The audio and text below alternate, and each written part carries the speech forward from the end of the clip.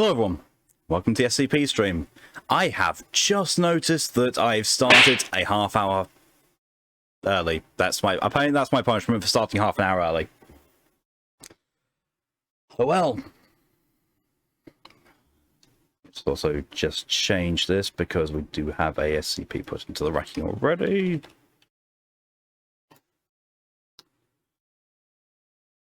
Yeah. Was supposed to be Drakengard. I was worried that Drakengard wasn't going to be playable, but I have fixed the issue with Drakengard where it just was not working or loading. Who would have known that my firewall at the time was actually what was causing the issue? That's now fixed. Because I realized it was causing problems with other things. It wasn't. I thought it was just the emulator. But no, it was actually causing a problem with quite a few other programs. So that got yeeted. Let's just accept the redeems there, because they have been started. Yeah. Doctor visit happened this morning. All went completely fine. My appointment was for 9 and I got out of there at 1 minute past 9 because A, we turned up early, and B, it was easy. Let's see. Announcements. The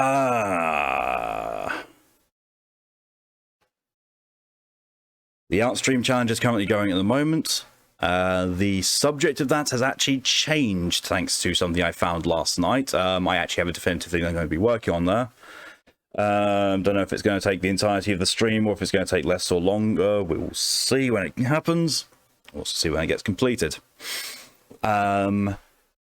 Next week, the last stream of that week is going to be RPG Thursday on the 23rd, because after that it is devoted to moving time.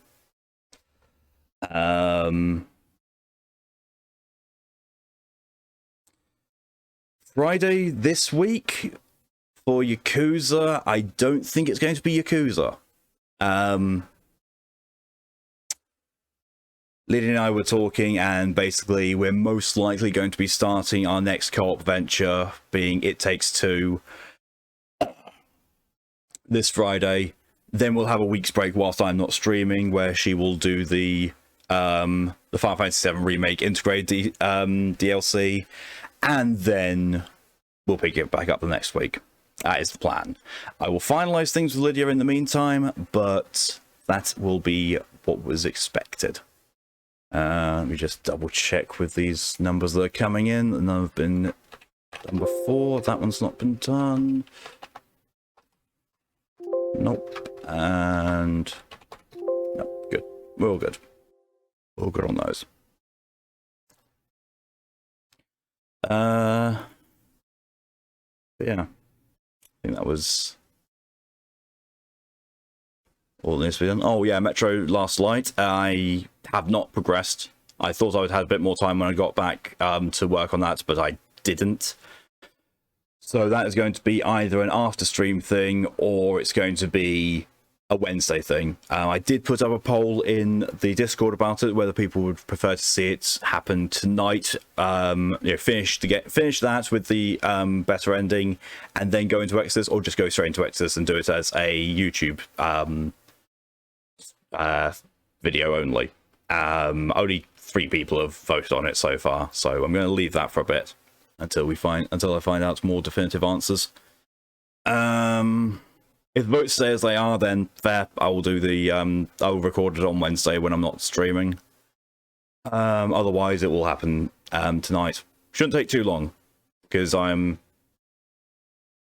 just starting chapter 29 out of 30, and I'm pretty sure I've already heard dialogue that indicates I've got the good ending. But we'll see. We'll have to see.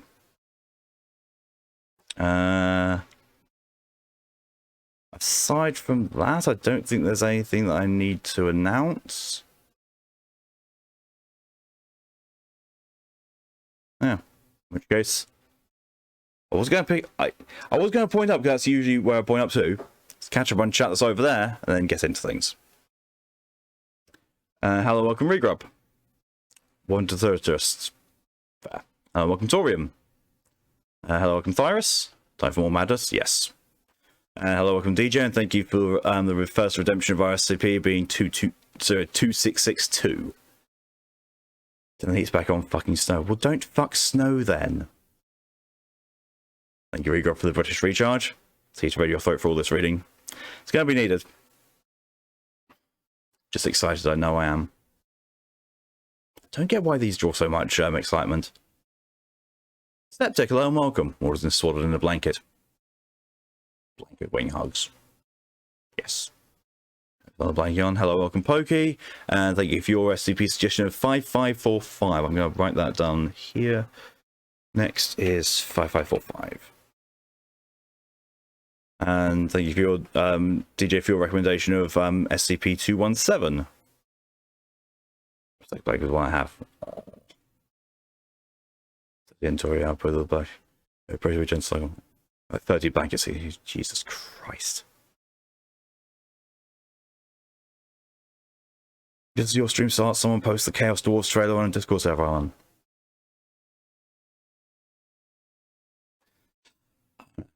I'm way too out of the loop on Warhammer stuff. I mean, in fairness, Warhammer Fantasy Battle I was never massively into. Never really got a taster for it. The only time I ever played anything like that was when they released the PC game Dark Omen. God, that was an old game. I realised did I actually enjoy the game? No, because it's a real-time strategy game. What did I enjoy about it? The thing when you issued an attack order and they got close enough and the unit decided to charge, you get a little talking window animation of the leader of the area going, shouting charge. That was the only thing I liked about it. Because that game's old. Gotta find out how old now.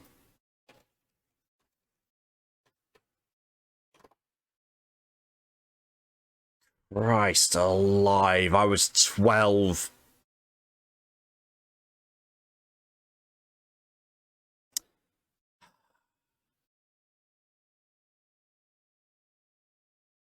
That makes sense. That makes sense.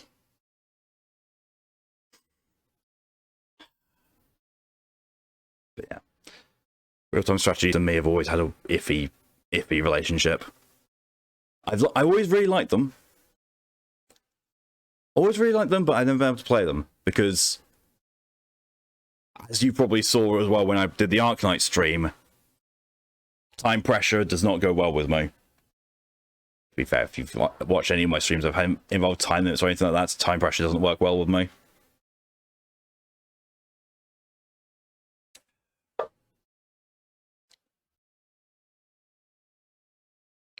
Combines now neatly wrapped in a blanket fort. Yes. Got talking head window makes my brain go burr. It did when I was 12. I think like real-time strategy beats their own. I mean, I really like real-time strategy. I just can't play them. I'm shit at them. I am resoundingly shit at them. Because you saw how badly XCOM 2 went. You saw how badly Darkest Dungeon went. I guarantee you, I am better like that than I would be if those were real time. If those were real time, I'd be so fucked. So fucked. Which is weird when you think about it, because if you see me playing certain turn-based games like Final Fantasy X, I zip through the combat commands and just do what needs to be done. So you'd think that I could, do that in a real-time strategy thing, but no, apparently not.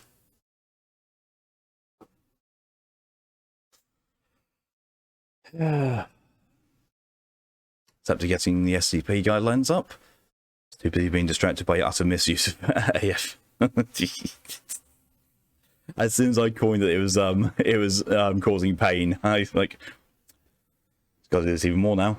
Okay, a couple of suggestions in there by Septic. I've not read that one. Well, I've actually not read either of those. So just so you're aware, Septic, oh, it already says SCP's already read on the list, will have points refunded. Yeah. But there. But no, those are not on the list. So you know what, because we've only got 3 at the moment. Well, we got... You've pushed it up to 4 with that. Yeah, you've pushed it up to 4, so I'll take both of them then. 15 stream read to read.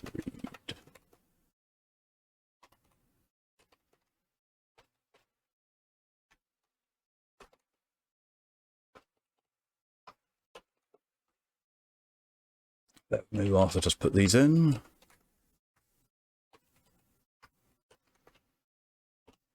Awesome. That's everything there.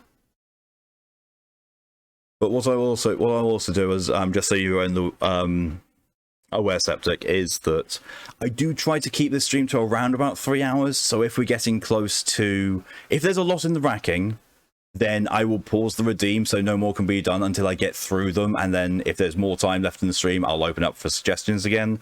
And if I do happen to get to any of the, do I get to the end of the stream and there's still SCP suggestions left, I refund the points, but I keep them in the racking to start the next stream with. So essentially you've gotten those suggestions for free. And it's also used, the suggestion used to be like 500 points, but 50 is more affordable. And I think that is everything caught up with and done. Yes. I just thought of the wholesome ones. That is entirely fair.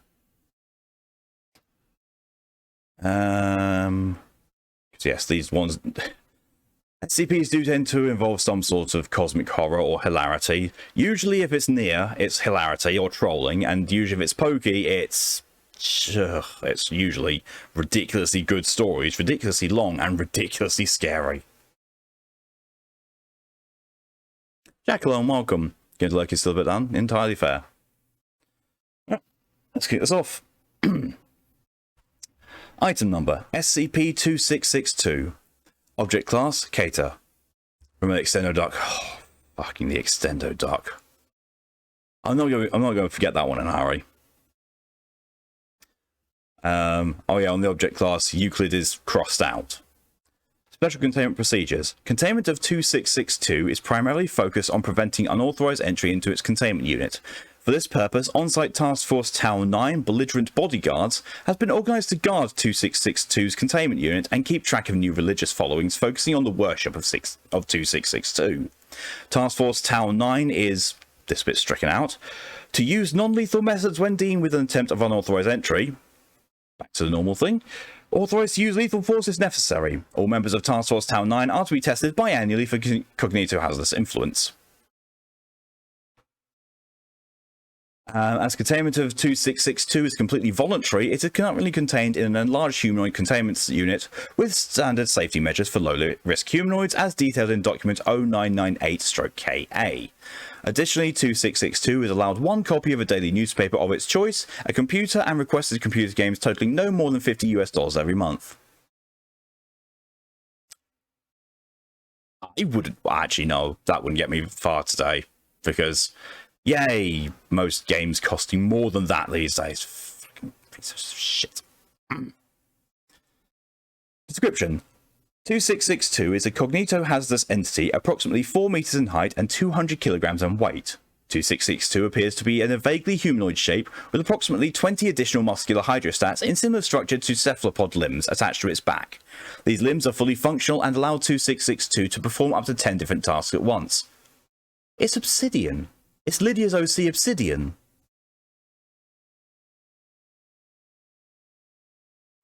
2662's primarily anomalous effects only occurs after long-term repeated exposure, usually by being in the same room as or interacting daily with 2662.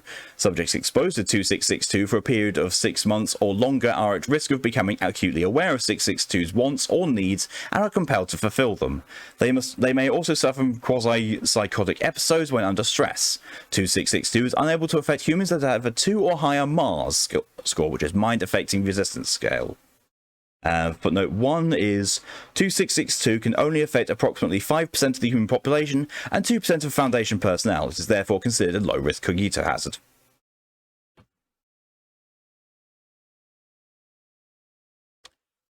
When it comes to being on SCP, I like this one, but does roll over. I wonder, have we done whatever the very first SCP was? Probably 100. SCP-173 is the very first one. There's multiple 01 proposals in it. Yeah, 01 is a bit of a special lot. I don't think I've actually read 173. It's a very, very short one. But yeah, SCP-173 is the very first SCP ever written.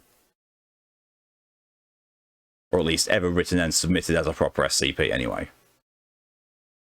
Because I would not be surprised if some of these SCPs already existed before then and were just made into the SCP format after it became popular. 2662's secondary anomalous effect is a spontaneous generation of religious followings at an approximate rate of at least once a month. This generation is involuntary and causes 2662 notable distress. Religious groups generated by 2662 usually focus on attempting to break into its containment unit in order to perform various rituals that are violent and/or sexual in nature. These groups tend to be highly organized and appear to adapt to each failed attempt, despite there being generally no contact between different generated religious followings. Below is an incomplete log of incidents relating to 2662. A full list can be found in document 2662-I. Yeah. Okay, cool.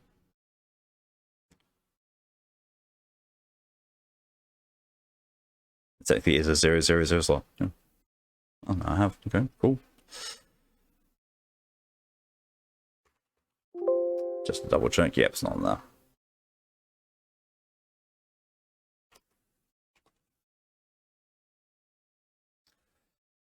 there. Incident 2662-07 on sometime in 2003, a religious group known as Towards Him successfully broke into 2662's containment. And the log file 2250, 2662 is seen taking a shower in preparation for sleep. There's a loud noise as previously undiscovered explosives are detonated underneath the center of 2662's containment unit. 2251, 5 injured civilians climb out of the hole left by the detonation. 2662 leaves the shower to investigate the noise. 2252, agents and notify Task Force Tau 9 of a breach into containment. They attempt to suppress the initial 5 civilians unsuccessfully as 5 more arrive with weapons. 2256, after a brief struggle, agents and are pinned down and tied with rope by the civilians. The injured civilians approach 226. The injured civilians stab their hands with knives, masturbate, and then draw unknown symbols on the wall with a mixture of sexual fluids and blood. Kinky. Lydia, hello and welcome. Tables? Oh no. We're dealing with one of your OCs as an SCP, apparently. Are you okay, Lydia? 2258. 662 says, oh man, come on, that's really not sanitary or necessary. 2662 attempts to gag upon witnessing the symbols. The injured civilians successfully corner 2662 in the shower stall. 2259. The injured civilians are seen squeezing blood out of their wounds and rubbing it onto 2662 while singing. And 2662's reaction is, Jesus Christ, stop, please, I just took a shower. Mother fell this morning in the kitchen in disaster and she didn't bother bring me on. Oh, God. I'm sorry to hear that, Lydia. I hope it's easily containable. Or rectifiable. Still, Jesus.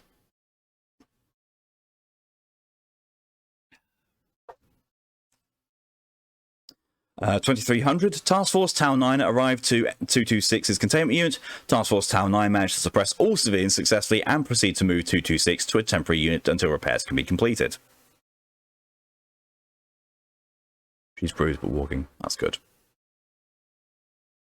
Incident 226-13 on sometime in 2005, a religious group known as the Betrothed successfully broke into 226's containment. Log excerpt. 8:22 AM. 226 is seen eating breakfast and reading a newspaper. 8:24. Security officers stationed at 226's containment unit enter with a researcher. The researcher can be seen carrying a piglet. 8:25. 226. Can I help you? 8:26. The researcher. Oh, our lord, please accept this innocent suckling swine, freshly orphaned from slaughter of both mother and father. May its soul of loss fuel you. The researcher proceeds to castrate the piglet in front of 226 and place the testes on 226's food. 828, 226. No thanks, I'm full. Go home. Your lord is pleased with the offering. Task Force Town 9 is notified of a breach into containment. 829, 226 attempts to read its newspaper. The researcher slits the piglet's neck and throws it onto the table. Blood splatters the newspaper. I should have the new living room, respectively. What the fuck is this SCP? So the SCP is essentially a very tall, approximately 4 meters in height, vaguely humanoid with at least 20 tentacles coming out from its back. I termed it to being obsidian, and it keeps unintentionally generating religious followings, and it doesn't like it. 830, 226. What? Look, can you go read a Bible or something? You really, really need it. 226 puts the newspaper down. The accompanying security officers execute the researcher via gunshot to the head. They then begin consuming her. 832, 226 leaves the scene to vomit into a toilet. 834, Task Force Town 9 arrives to move 226 to a temporary containment unit and detain the guards.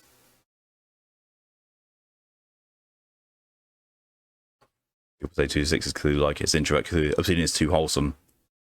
Yeah, 226 himself is wholesome.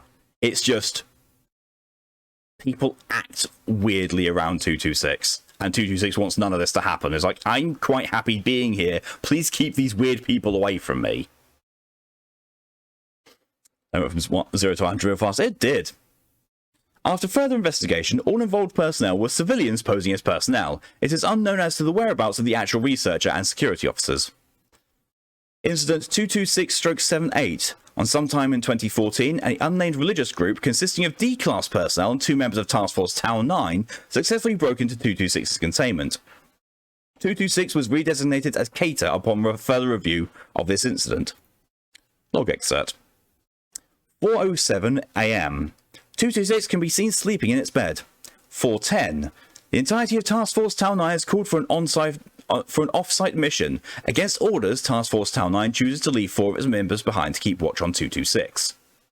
4:15. 2 of the remaining members tackle and lock the other 2 in an unused containment unit. 4:20. A cargo truck arrives on the site where 226 is being kept. 4:25. The 2 remaining members unlock the cargo of D-Class personnel. Jesus Christ, that was amazingly loud out of nowhere. Gerbo, hello and welcome, and thank you very much for the 31th month resub. 31th? 31th? I'm doing a reading stream, I can't even read fucking numbers apparently. 31 month resub. Very much appreciated.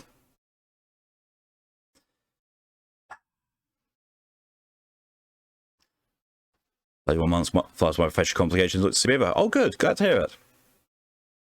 Holy 31. Virus goes for random credit gets. You can't get by just grabbing the shaft, you have to grab the nuts as well. I mean, true. 31th. That is going to come up at some point. I'm going to have no context whatsoever on that. They lead the D-Class personnel to Task Force Town 9's armory.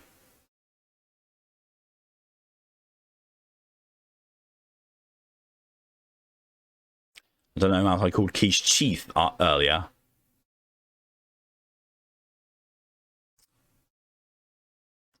Apparently we're not just sharing a brain at this point, Lydia, we're sharing a tongue as well now. Oh my. Pokey brings up the unspeakable quote. It's not blanket fort. 4:30. The D-Class and remaining members arm themselves from the armory and break into 226's containment unit. 4:31. 226 is roused. Several D-Class personnel guard the exit to the containment unit as well as the corresponding hallway. 226 says, huh? What? Are we moving? Not scheduled until next week. 4:35. Agents Her and Her, the 2 remaining available members of Task Force Town 9, begin undressing the D-Class personnel that are not guarding. 436, 226 attempts to alert Task Force Tower 9 to no response. 437, agents Her and Her begin carving symbols into the buttocks and thighs of the undressed D-Class personnel. The D-Class personnel begin to engage in group sex after being carved.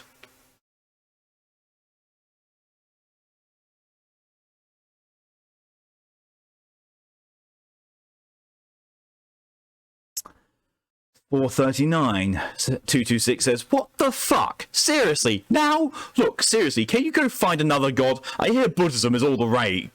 D-Class 99304 attempts to pull 226 into the group. 226, the fuck? Stop! Seriously, Lord commands you all that you cut, and all that stuff to cut this shit out! 440. All D-Class personnel currently engaging in sex cease their movements. They all turn to stare at 226. Task Force Tile 9 arrive at the off-site meeting point only to be told no such mission exists. Task Force Tile 9 begin moving back to site. 441. 26. Oh, thank God, I can control you guys now, kinda.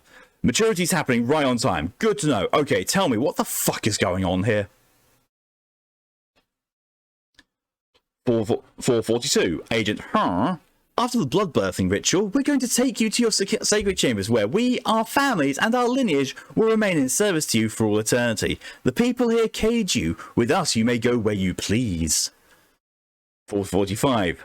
662. You must be kidding. I can leave whenever I want. I just had to ask. Besides, the D-Class personnel begin to continue engaging in group sex. Seriously, stop! You're all fucking disgusting. I'm not even ready to settle down with a cult yet. I'm only like 200 years old. I'm barely legal. What the f-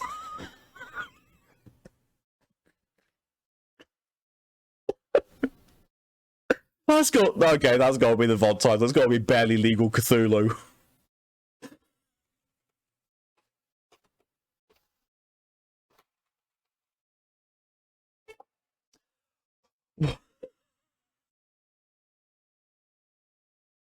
I swear some of these SCPs are so well written that just a single sentence throws me completely off kilter. We don't want bosom, I want ever to tell us. Can't call things poor SCP. You're alone, welcome.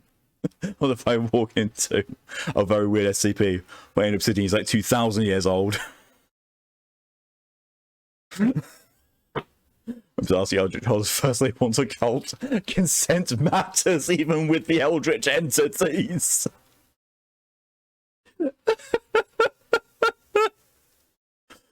Oh my god. 446, Agent Her. Do you really think the Foundation will let you go if you ask? Well, you can certainly ask. You'll be sorely disappointed, my lord.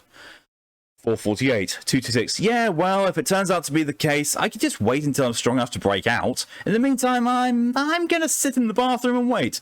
Rest of you can do your stupid blood orgy. 226 moves to the shower stall and turns on the water. It sits in the shower stall for the remainder of the incident. Sits holding the blanket for me long. Oh my god, that was a thing. That was a friggin' thing. Okay, so next one is 5545.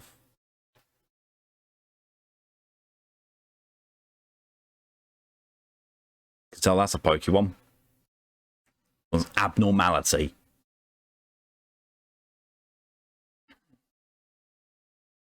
Chase Eldritch Horror. Now for Pokey. This is the one I'm worried about. Alright, let's do this. Current SCP is 5545. That is me looking at the wrong notepad. This is 217.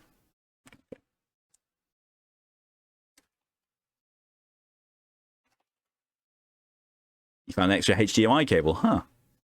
Sorry, lady, I left that there after last night's session.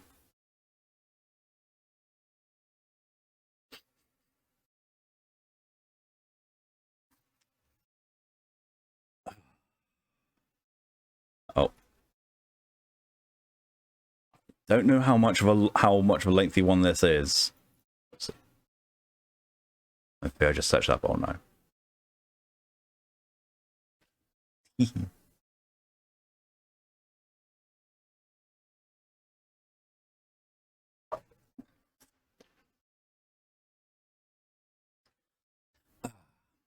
Item number SCP-5545. Object class safe.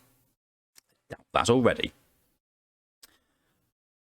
Poke's going to be long. Not all Poke ones are long, but they are almost all completely good. Also, to answer your question, it's long. It is a true Poke one, then. Special containment procedures. Provisional Site 344-1 has been built around 5545-1. At least 18 individuals must be present within 3441-1 at all times. Conceptual Site 344-2 contains SCP-5545-2 via association lock. All Foundation personnel entering Provisional Site 344-1 must be presented with the following phrase. The phrase being SCP-5545-2 is contained in Site 344-2. As there is a picture of Provisional Site 3441 and it's in Antarctica. SCP-5545-3 will remain inactive as long as 5545-1 and 5545-2 remain contained. Okay. Description. SCP-5545 refers to a series of interrelated anomalous objects and phenomena. 5545-1 appears as a series of hallways manifesting within the subterranean complex of Provisional Site 344-1. Excuse me. 5545-1 instances appear in various forms, but will always lack doors or discernible markings, possess light features at regular intervals, and be indistinguishable architecturally from its surroundings. Although 5545-1 instances extend indefinitely, these hallways cannot be entered from any other location. It is believed that 5545-1 intersects and enters extra-dimensional space. 5545-2 is an entity located within Site 344-2. No further information can be provided. There's also a picture here of SCP-5545-1-E2, and it's just a corridor. I think. Doesn't look to be a particular. I will bring it up just so people can see it. There. That's 5545-1-E2 or E1. Just a hallway.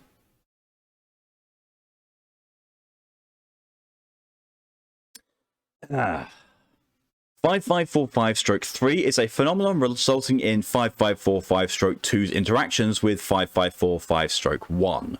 During this process, 5545-1's area of effect will exponentially increase with time, resulting in the manifestation of 5545-1 occurring globally within a period of 4 to 6 hours. This will continue so long as 5545-2 is present within 5545-1. Subversely, 5545-1 will logarithmically decrease in area of effect, while 5545-2 is not present within it. Although this is not the limit to the relationship between 5545-2 and 5545-1, further information would constitute a containment breach.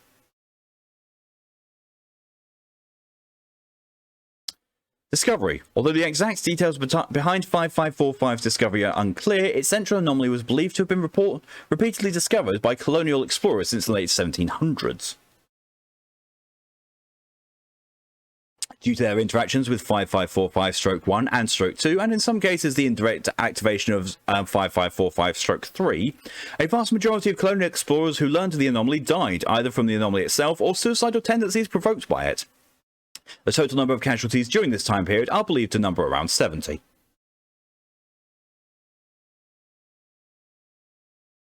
Filthy colonials. On September the 8th, 2003, Foundation researchers discovered 5545 during an expedition into Antarctica. The anomaly was initially believed to be confined to 5545-1, and a provisional site was quickly established. However, after discovering the site in which 5545-2 is located, 16 members of the research team died. After investigation, the current containment procedures were set in place. Notice, the remainder of this file has been deemed extremely sensitive information. If your O5 clearance credentials are found to have been falsified, you will face termination charges.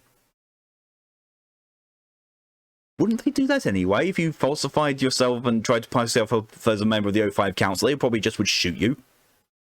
Repeatedly. Between December the 3rd, 2003 and November the 15th, 2019, 29 Mobile Task Force units have been sent into 5545-1 instances and 73 D-Class personnel. None have been accounted for since. Another expedition was scheduled for December 21st, 2019, but was prevented from occurring.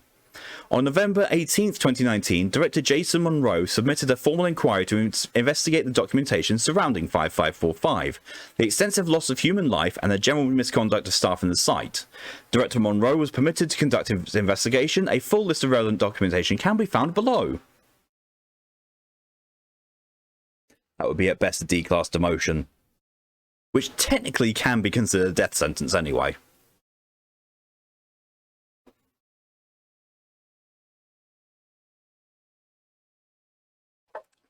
Addendum 1. Official Inquiry Request and Response. Show documentation. Official Inquiry Request. Solicited by Director Jason Monroe, Head of Site 58. Issued November 18th, 2019. Addressed to the Acting O5 Council and Ethics Committee, I am submitting an official inquiry request to investigate and potentially revise the current containment procedures of SCP-5545. Its current acting head researcher, Dr. Gabriel Reed, has been in charge of the project for almost 2 decades, yet has updated the page only twice. The first time on September 8th, 2003, and the second time on December 3rd, 2003. The file is severely lacking in information and clearly requires some capacity of resources that doesn't make it a safe class anomaly according to any of our standards, even the ones dating to 2003. Found your replacement iridescent knives. Ooh. I presume you mean IRL knives, in which case, very nice. Additionally, we have roughly no knowledge of 5545-2. While it's clear that the anomaly possesses a danger to human life, it appears to be completely dormant until it was discovered. It is likely more efficient for containment specialists to simply isolate the anomaly than attempt to actively contain it. If not, we should at least receive some form of update to the file or information about the anomaly as a whole. If it were any other anomaly, I'd probably ignore the file and continue my duties as director.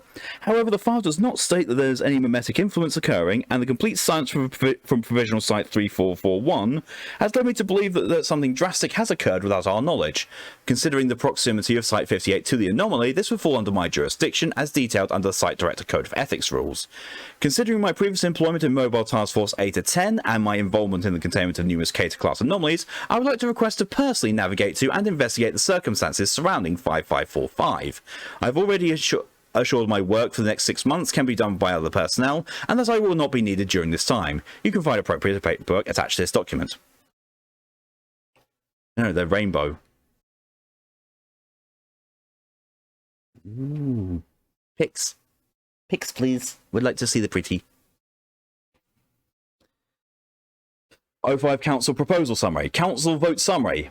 Yay. Yay is voted by 01, 02, 03, 04, 05, 06, 07, 08, 09, 10, 11, 12, and 13. None have voted nay and none have abstained. Status approved. The end. Ooh. Oh, those are gorgeous. So beautiful, so pretty, so deadly, so Lydia. Addendum 2, Initial Exploration. The following are private documents and notes recovered from Director Jason Monroe's notebook during his investigation into 5545.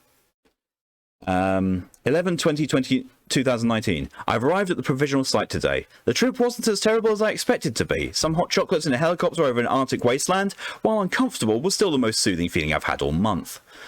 Half a year of being a site director can seriously get to your nerves. Don't think I'll be offered any luxuries for a while, so it was nice while it lasted. Tends to be rare to get full agreement out of the O5. It really does. You know, at least you get a couple of people who abstain. But no, getting everyone to a unanimous decision, that's kind of worrying. I've come prepared with a few O5 approved provisions, such as a hostile meme detector and audio recorders. I've also got a concealed carry-on weapon, which I don't plan on ever using. Might be useful anyways. The O5 refused to let me bring scramble gear, but it's understandable. The tech is still relatively new and experimental. Feels a lot like my days in the 8-10.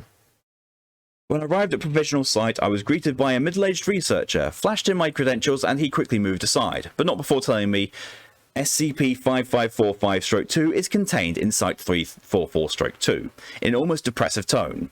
Ran the audio through the hostile meme detector, I'll just abbreviate it as HMD, and it turned up negative. Possibly getting paranoid, but it's better safe than sorry.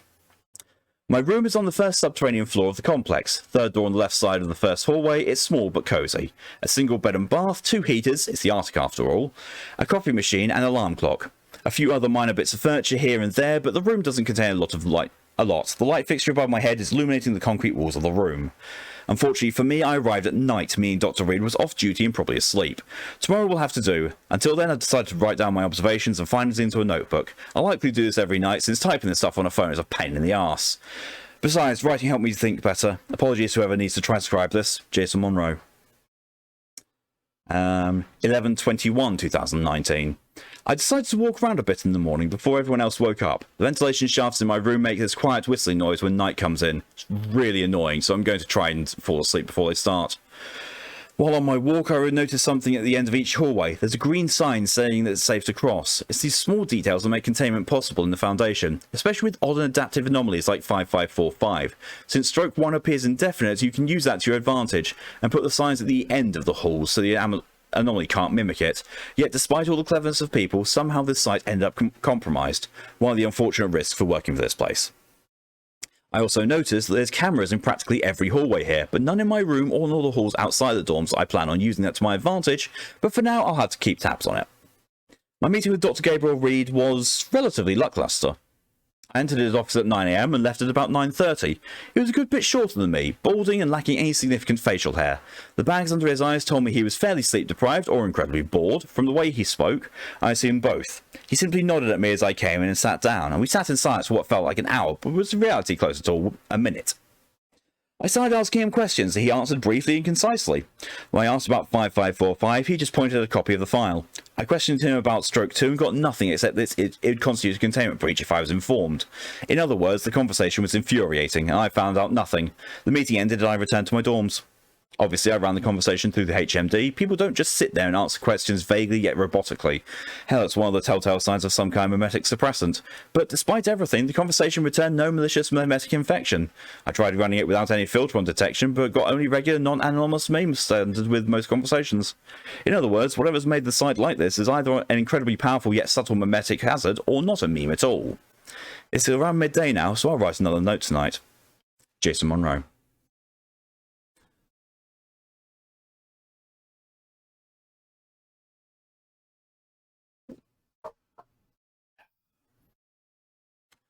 11/21/2019. Remember when I said there were cameras in every hall? It's a little known fact, mainly because nobody's clear to know it, but every site contains a few locked and almost seamless panels that gives you complete access to the security system. Even the most antiquated systems are incredibly secure. If you don't have the proper credentials, you're bound to get in serious trouble. Thankfully, I do have them, and the terminal accepts me with no issues. I mean, this context refers to an anomalous infectious idea, yes. Which is, as far as I know, the original definition of meme before it was slang for, internet funny. I think the most noticeable thing was conceptual site 344-2's sole camera, which was a completely black screen save for the phrase SCP-5545/2 is contained in site 344-2. It produced a slightly static noise whenever its audio is on, so I quickly muted it. I get that it's contained by association lock, but there's only one other person who can access this feed anyways, and it's Dr. Reed. There's literally no use for it. The memes, Jack!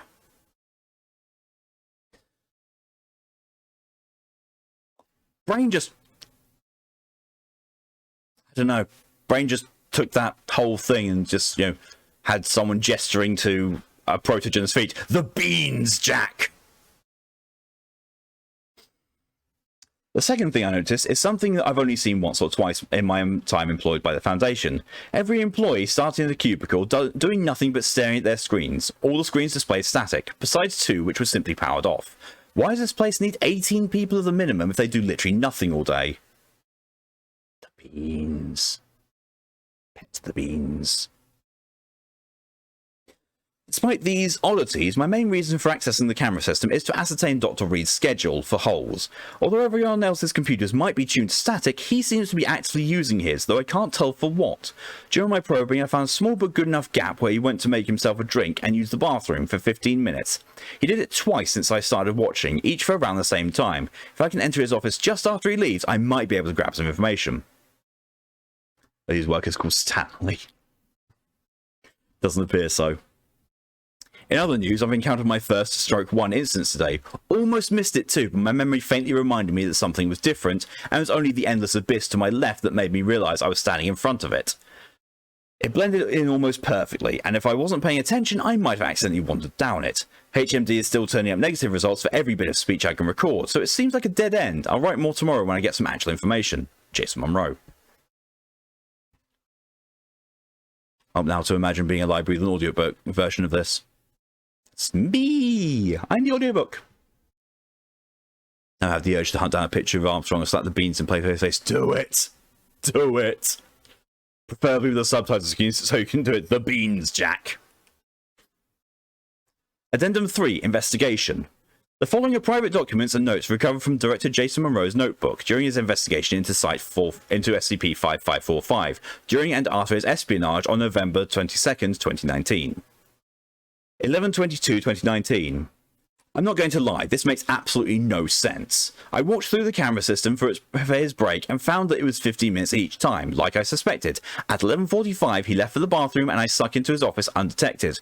After just a few clicks, I managed to find 5545 on his intranet database and attempted to open up the file, only to discover that everything past the discovery logs were locked with O5 clearance. I wasn't aware there was anything past it, but I'm honestly not surprised. I decided to start looking through his files to see if I could find anything that's useful. Interestingly enough, he's got relatively little on it, but enough information for me to gain some insight. Two things I found partially interesting. Firstly, this image, digital version of image located on the computer. I will show that to people. Boop. That to me appears to be a mobile task force going down corridor instance of 5545 and leaving glow sticks on the floor to mark their progress. That's what I gather from that. It's a bit blurry since I had to take the picture on my phone, then print it through the oldest system on the damn planet, but it clearly depicts a mobile task force entering a hall, presumably 5545-1. I don't recall the file ever saying something about a task force, but I'm willing to bet it is, once again, locked behind a passcode. Site director clearance can get you far, but not all the way. Green. Yes, night vision.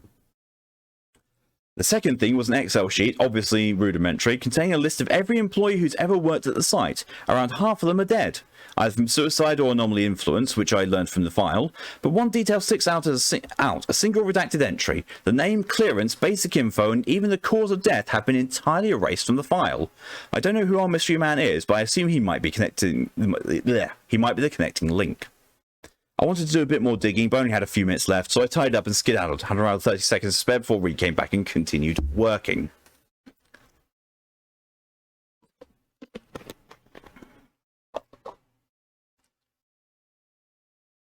Tomorrow, I plan on figuring out how to either hack or get past the security block. It's risky, but I was given unanimous O5 approval to investigate this anomaly, and by God, I will. Why is there an O5 clearance notice anyway? Why did the O5 unanimously approve my expedition? It's been bothering me for a day or so now, but I'm starting to get suspicious. This makes no sense on every level. There's something fundamentally wrong here, and I plan on figuring out what.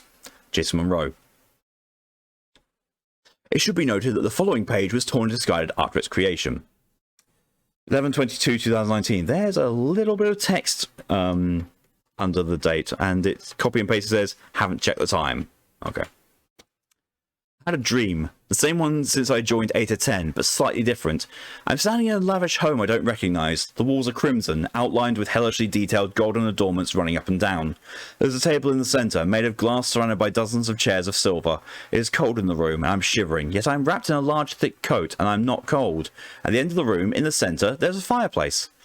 A few minutes past, I'm walking through the room. There are statues along the sides, and they all appear either feminine or masculine, never in between. Their faces are the same. The man is angry, and the woman is afraid, and they are related. I don't know how I know this, but the thought is perfectly natural. I get to the end of the room and stand in front of the fire. It's quiet and warm. The only sound is the crackling of the fire and the chandelier hanging above the table softly swinging back and forth. Back and forth. I hated chandeliers as a kid since I always felt they would just fall. I am nervous. I look back to above the table, find the chandelier isn't swinging at all, but the noise is continuing. My gaze shifts from above the table to the fireplace at eye level. It has become infinitely tall, extending far beyond where I can see into the abyss above, but the swinging is not from the eternal depths, but rather from in front of me. From within the fireplace, the shape emerges, and I don't recognise it until it has reached out and it's bored into my mind. There is the corpse of a woman, a small girl. She is hanging by a horrendously long thread intertwining with the laces of the scarlet walls and extending upwards to a void of no ceiling. She grips the sides of the fireplace and pulls herself out. She stares at me, watching. She is angry and I don't know why, as though I am the source of all her rage and fury. She desperately wants to free herself from the torment but can't leave the fireplace. I enter and she rips my skin off, exposing my muscle to the open flames. We burn forever together, suffering with no end. Today, I dreamt that I blinked upon entering and I'm in a hallway That's what's new about the dream. I don't know what it means. Fuck it. Following this, Director Jason Monroe threw the paper away and returned to his bed. So basically the scene of the girl from The Ring and the TV. Pretty much, only a fireplace. 11/23/2019. Had the weirdest dream last night. Decided to run my voice through the HMD just to be sure, and it came out negative. Oh well. My main priority at the moment is to find out how the O5 are involved in this anomaly, but there's also the issue of figuring out what the hell is happening at this site. Plan of action is to infiltrate the O5 access section of the 5545 file and find out what I need to know, and hopefully explain everything. I'm also still curious about the redacted entry and the MTF picture. I read through the file again and I noticed that Site 344-2 is said to be conceptual, meaning that it's in an idea space of some kind. I'm not sure what that entails or how the hell I could access it, but that means that Stroke 2 is also contained in an idea space. The containment procedures also say that it's kept under key via association lock, which I assume means that it's associated with the concept, which is the concept here being contained. It becomes the concept. In reality, I have no idea, I've never heard of it, nor seen it used in another article. It could really mean anything as far as I'm aware. 5545-2 seems to also cause suicide in some individuals and directly kill others. I don't know what the criteria for each one are. Judging by the amount of black boxes on the redacted report, it seems our mystery friend died differently from everyone else. Could be a red herring. The Foundation does that sometimes, but I doubt it for this anomaly. I plan on infiltrating the office in 2 hours. Hopefully new information will help me crack the case open. Jason Monroe. 11/24/2019. Shit. I haven't written for almost a day, but I think it's safe for now.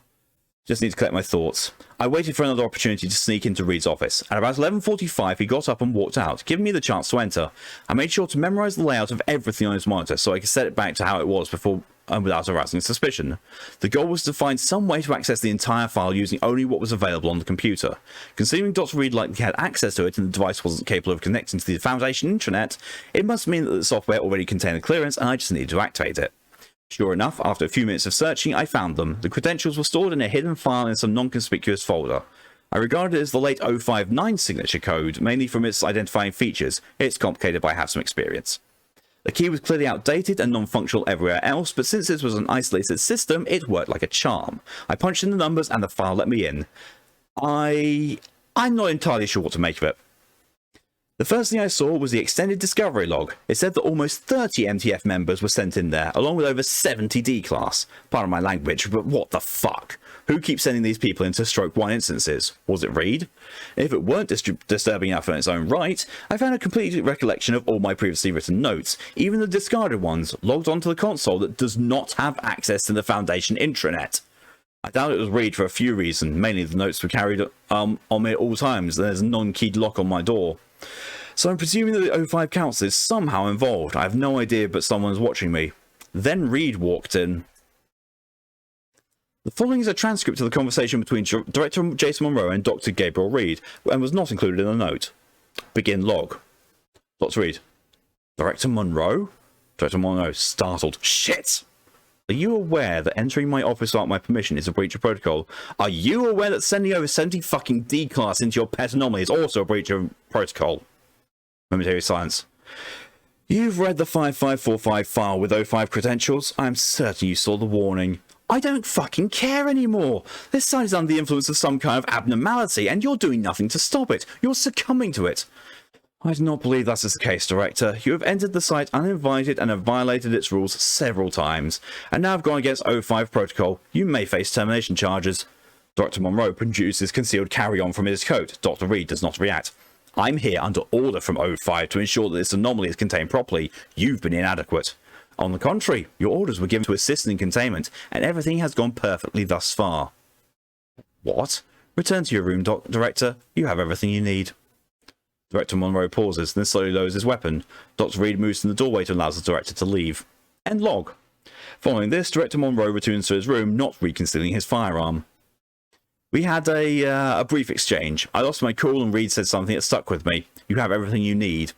What does that mean? Does he actually know about my thoughts? How did he get access to my notes? Is he watching me somehow? How are O5 involved? Excuse me. Why did they send me specifically? Is 5545 the source for this? What the fuck is going on? No one sent guards to detain me or kill me yet, I think. Thus far, I'm in the clear. But I need to think. Jason Monroe. Small excerpt. I feel like I'm going insane. Mood for an SCP thing. Also, Discord is not recording me as streaming right now. I do not know why. What the fuck? Oh, yeah, I remember. Hang on a sec. Because it's not got a category, it doesn't. It's got nothing to pull from. I'm just going to set it to myself. Streaming SCP reading on twitch.tv/Malkaya. Done. There we go.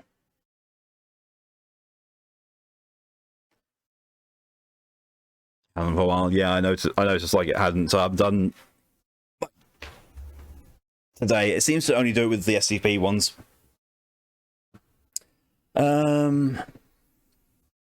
Date on this next one. Do I even know? It's a conspiracy. I've been thinking through my options here and all the clues I've gathered, and I've come to a few conclusions.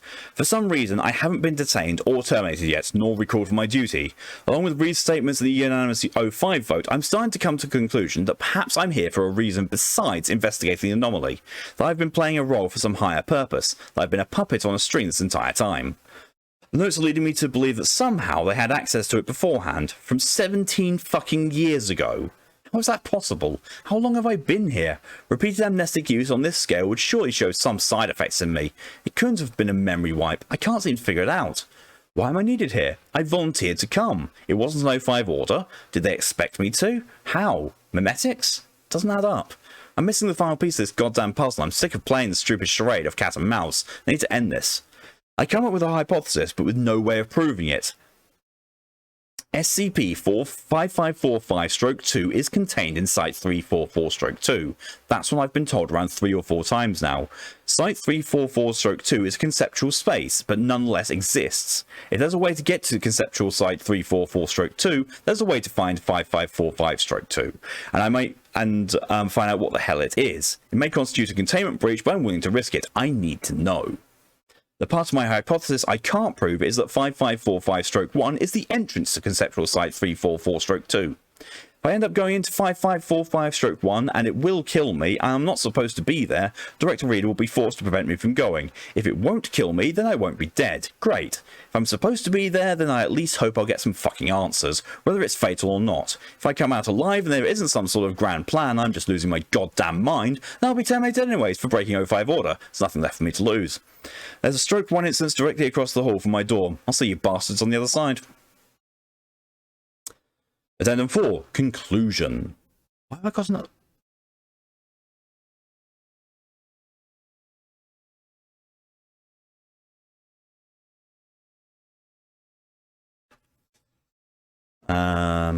The following is a video log of Director Jason Monroe's expedition into 5545-1 and conceptual site 344-2, recorded by a camera he stole from site 344-1.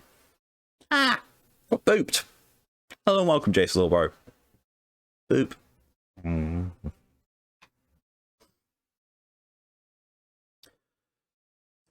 Begin log. The sound of heavy breathing can be heard as Director Monroe walks through the 5545-1 instance. The walls consist of white painted concrete, worn by age and deterioration. There is no discernible end to the hallway, with the far end being entirely dark. Light fixtures overhead occasionally flicker but do not turn off. The whirring of ventilation pipes is faintly audible. Monroe mutters momentarily about getting the camera to operate. Although the footage is slightly grainy, it is functional and records in decent quality. He sweeps the camera in both directions, revealing that no entrance or exit is visible from within this point in the anomaly.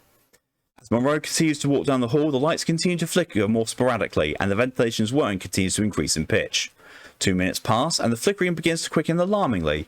Monroe appears to panic, and begins to hyperventilate. He stops walking, and the camera turns towards his face briefly. All lights turn off.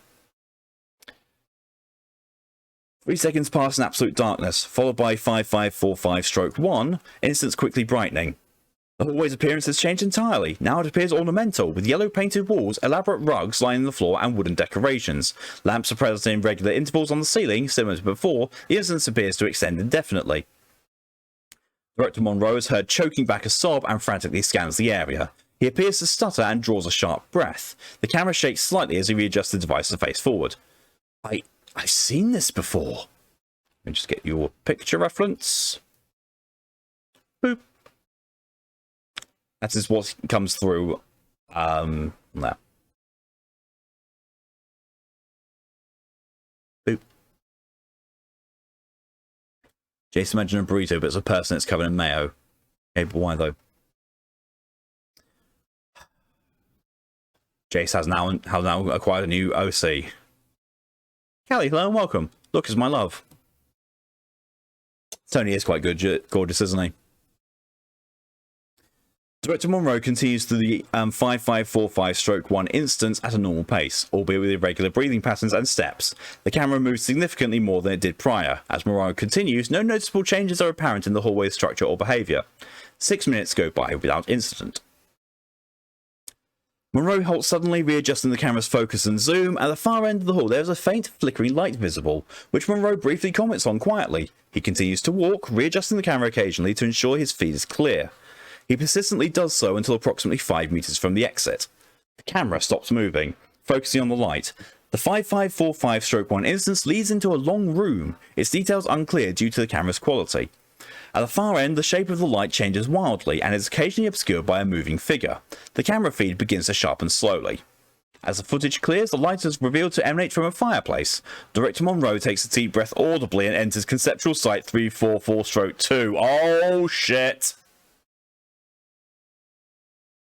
I start hearing a voice describing what Monroe is doing, thinking, such as computer prowess, the Monroe powerful goes mad. Always the shining boost, especially the scene with the twins. No, thank you, SCP. Thank you for the horror. Thought you called the Skull Tone was like, but Daddy isn't here yet. But yes, he is. Bone Daddy. The room is large and poorly lit, the only sources of light being the fireplace and candelabras lighting up the walls. The ceiling is not in frame and the walls seem to extend upwards indefinitely. Statues with indeterminate facial expressions are spaced irregularly nearby, both male and female in appearance. Monroe makes various noises, suggesting immense emotional distress and anxiety. Upon reaching the fireplace, Monroe moves the camera upwards and it centers it on the fire. A single white thread hangs in front of it, unmoving. Oh god. Oh god, no. Monroe does not move for approximately 1 minute. There is no discernible noise besides the crackling of the fireplace and the director's shallow breaths. The faint sound of creaking slowly becomes audible and increases in volume. Director Monroe becomes more distressed and the string in front of the fireplace begins to swing. Monroe's breathing quickens significantly before he draws a deep breath and rapidly turns around. Director Monroe screams. The camera adjusts to reveal over 100 identical human cadavers, with the appearance of Monroe hanging from a multitude of white threads. All are dressed in different attire, ranging from farming garments to D-class jumpsuits, as well as approximately 20 mobile task force tactical gear. All appear to slightly swing from the strings in unison. In the centre of the room at the ground level, the corpse of a young teenage girl is suspended by the strings. Her body is perfectly preserved, though it does not show any signs of life. She is dressed in 18th century clothing. Unlike the cadavers hanging above her, she does not swing, as entirely motionless. I remember. Oh, please. Please, no. Director Monroe drops the camera and sobs uncontrollably. There is no reaction, but the cadavers do not cease moving. How much longer will you do this? There's no response. The cadavers quickly rise out of frame, and a single string lowers itself in front of Director Monroe. The corpse of the girl does not move, but the length of the room slowly diminishes until it is roughly equivalent in length and width. 5545-1 is visible behind the girl. I get it. You want me to make a choice. There is no response. If I leave here, if I leave a conceptual site, you'll follow me. You'll follow me outside, but I'll be free. Your hallways will spread all over the world, and thousands will be brought here in my place to die. There's no response. But if I die here, I'll be brought back again and again, and with a different life each time, killed over and over forever. But it will be only me to atone for what I did. There is no response. I'm sorry. There is no response. Silence elapses for 3 minutes. During this time, Director Monroe's breaths become steadier, and he ceases crying. The Foundation knew. They needed me to come here. They needed me to keep you contained. And they needed me to make the right choice. To keep you here, and to keep me from leaving through the hall. There is no response. That's why this happened, and why this will happen again. Why everything needed to be set up this way. Why they had my notes from before. They knew exactly how the play would conclude because they already read the script. There's no response. Fuck it. Slowly, Monroe enters into the frame and approaches the string. He carefully picks up the end of the thread in his palm, and it begins to coil around his hand. The lights in the 5545-1 instance turn off, followed by each candelabra in succession. As the thread snakes through his clothing and around his skin, Monroe looks directly at the girl's corpse. How could I ever forget you, Emily? The ropes tighten, and Monroe spasms uncontrollably. His body collapses into the floor. The fireplace extinguishes, leaving only darkness. End log. The camera was recovered and logged according to standard protocol. ... You have one new message. Recharge. Okay.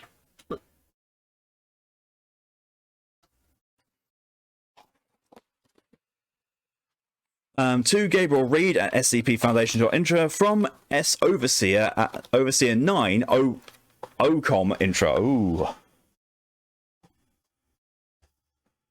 That's messed up, poor thing. Yeah, there's still more. Dr. Reed, I would like to address your concerns one at a time.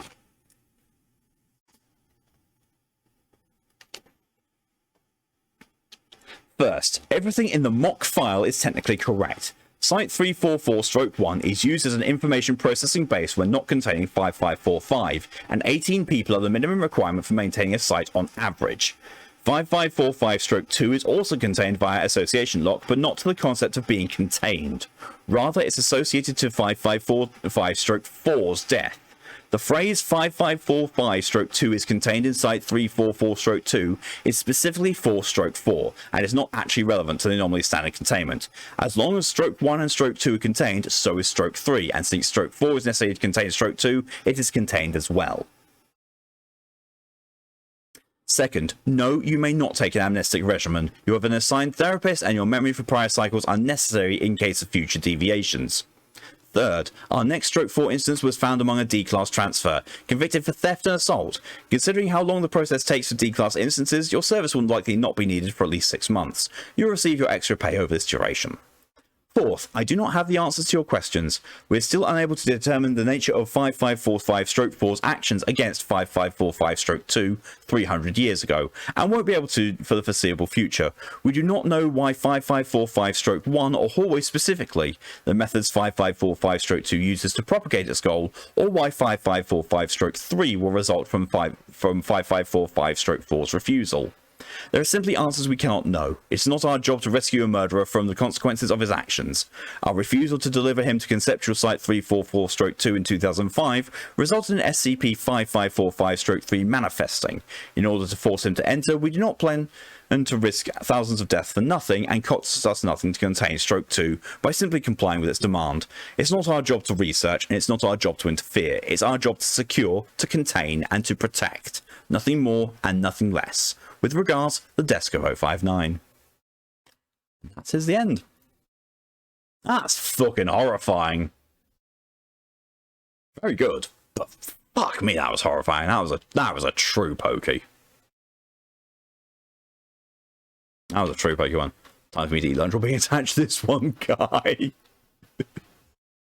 Okay, I'm going to get to the next one. Next one is 217, which is named the Clockwork Virus. Sounds like a Doctor Who episode. Sounds very specifically like something that happened in Doctor Who.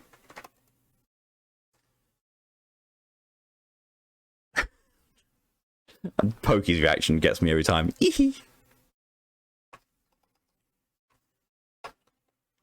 After this will be the first of septic suggestions. See if that has now boiled. Pour that, and next time British Recharge is on, I'm going to have to fill the kettle before I start boiling it.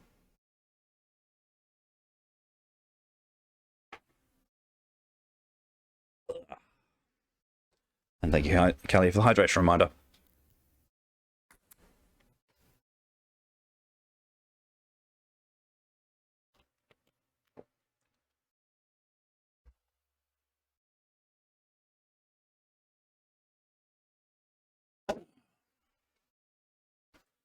Okay. Item number SCP-217. Object class Cater. Special containment procedures. Containment area is to be kept behind 2 reverse pressure airlocks. Chemical shower sterilization, full containment atmosphere hazmat suits, and 24-hour post-interaction quarantine and testing are mandatory for all personnel entering containment area. Should containment be breached, the blast door from containment and research area will seal, and chemical agent ZEA-217-11 will be pumped into the air. Any humans exposed to 217 are to be contained and held for observation. Any items touched by those affected by 217 must be sterilized. Description: 217 is a virus, incurable by current means, with a rate of infectivity at 100%. It affects all organisms in the kingdom Animalia and can be spread via touch or contact with bodily fluid. SCP-217 is very hardy and can survive for years outside the host body. The progress of infection is very slow, with some subjects going several years before manifesting any symptoms. Another one from Pokey.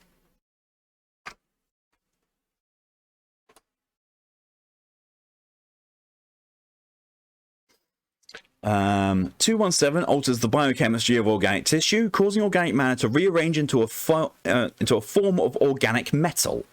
The processes involved with this change are not yet fully understood, but the advanced stages are well documented. A subject will begin to turn into a complex arrangement of gears and clockwork, these taking over for the former biological functions. Advanced stage infection is reported to be very painful, but earlier stages are oftentimes unnoticed, with only vague feelings of confusion, insomnia, and joint stiffness. Oh fuck, that's me bollocked. Hearts are replaced by gears and small tubes, joints by gear networks, eyes by structures unlike primitive hand crank film cameras, etc. 217 shows first on the outside of the body in all creatures except mammals. In mammals, it first conveys the internal structure before manifesting outside the body. This can cause the infected to go for very long periods of time without knowing of infection. 217 has even been shown to totally convert the inside of the body before showing any externally visible symptoms.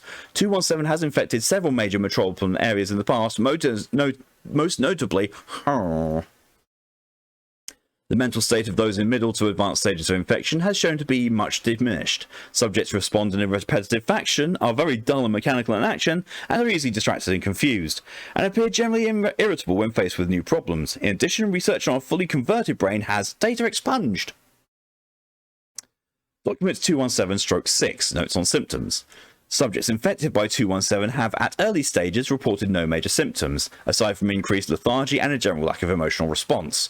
Some have reported a feeling of fluttering or moving under the skin, coupled with a persistent ticking noise. This noise seems most prominent when 217 infects the shoulders, neck, and head. However, it is inaudible if recording equipment is pressed against the infected area.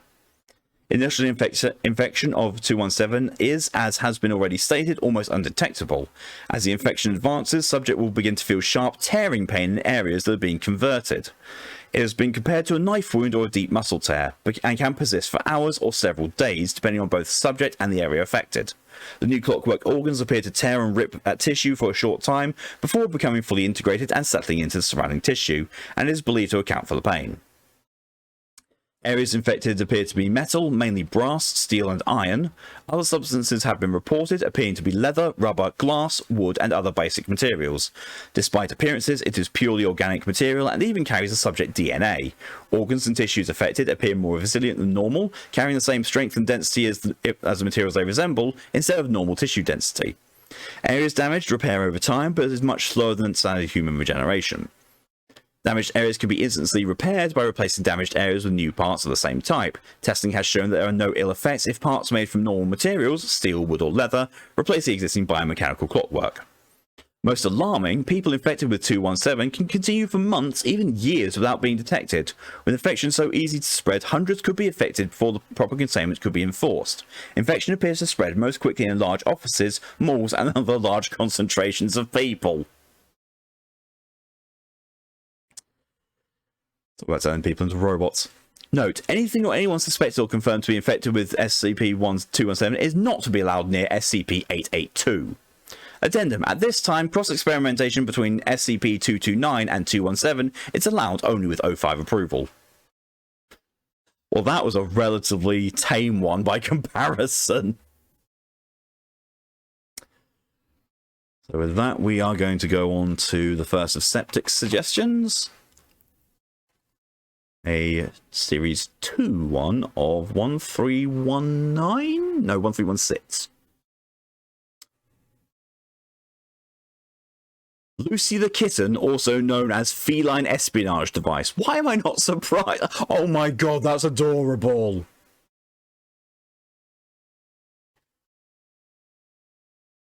I'm going to leave you with the picture that comes with this SCP whilst I do all the changes to all of the things. Because, oh my god.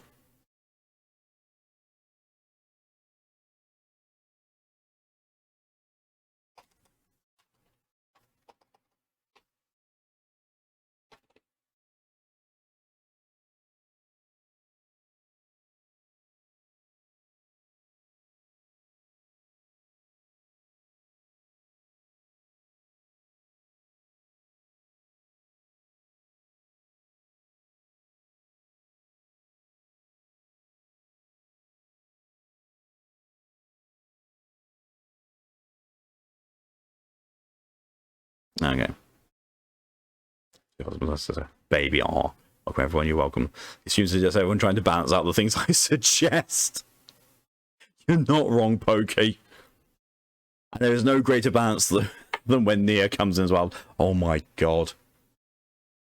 Oh god, can you imagine that? Just one stream just full of Pokey, then Nia, Pokey, Nia, Pokey, Nia. That would be insane. I'd be losing my mind, then losing my size as I'd laugh too much.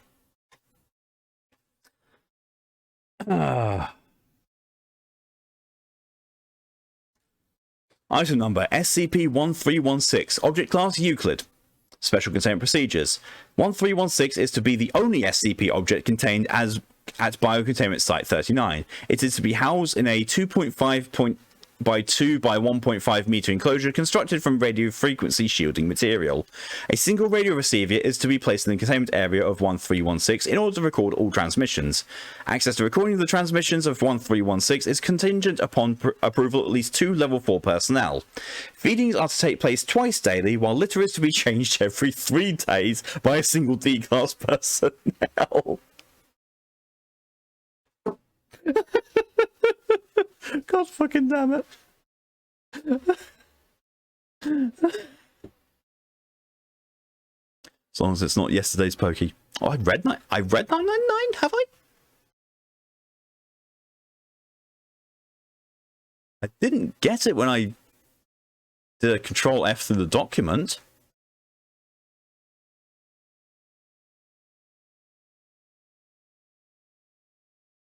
Oh no, yeah, you're right there. 6th stream, I have read SCP-999. Fair enough then. That's the same SCP that I read Project Palisade. So we'll just pop that one out, and because it was half and half, I'll give the points back to Septic for that. This one is just a cat I stepped away for a second. Pretty much, yeah. So far, it's a cat that's being kept in radio frequency shielded material. So we'll just update that to the next one, which is the original, the very first. Only D-class personnel may come within 10 meters of SCP-1316. Description: 1316 is a female Felis catus, or common house cat. It exhibits no unusual behavior besides a marked friendliness to strangers. Excuse me. Despite having been in Foundation custody since 1948, it is physiologically identical to a 3-month-old kitten and shows no sign of aging. Upon acquisition by the Foundation, 1316 was originally classified as an anomalous object.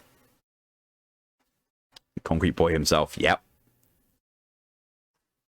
This bit is now stricken out. I try to use like this gesture to indicate this bit's stricken out, and I put it going down with that, and then that way it's stricken out again. Every day at 9:20:37 GMT, 1316 emits a radio broadcast between 4225 and 16048 kHz for exactly 5 minutes. This transmission can be picked up on any standard shortwave radio. The broadcast opens with 3 bars taken from the British folk ballad Tam Lin, followed by an artificially generated female voice reading a series of 80 numbers. See addendum 1316-33M.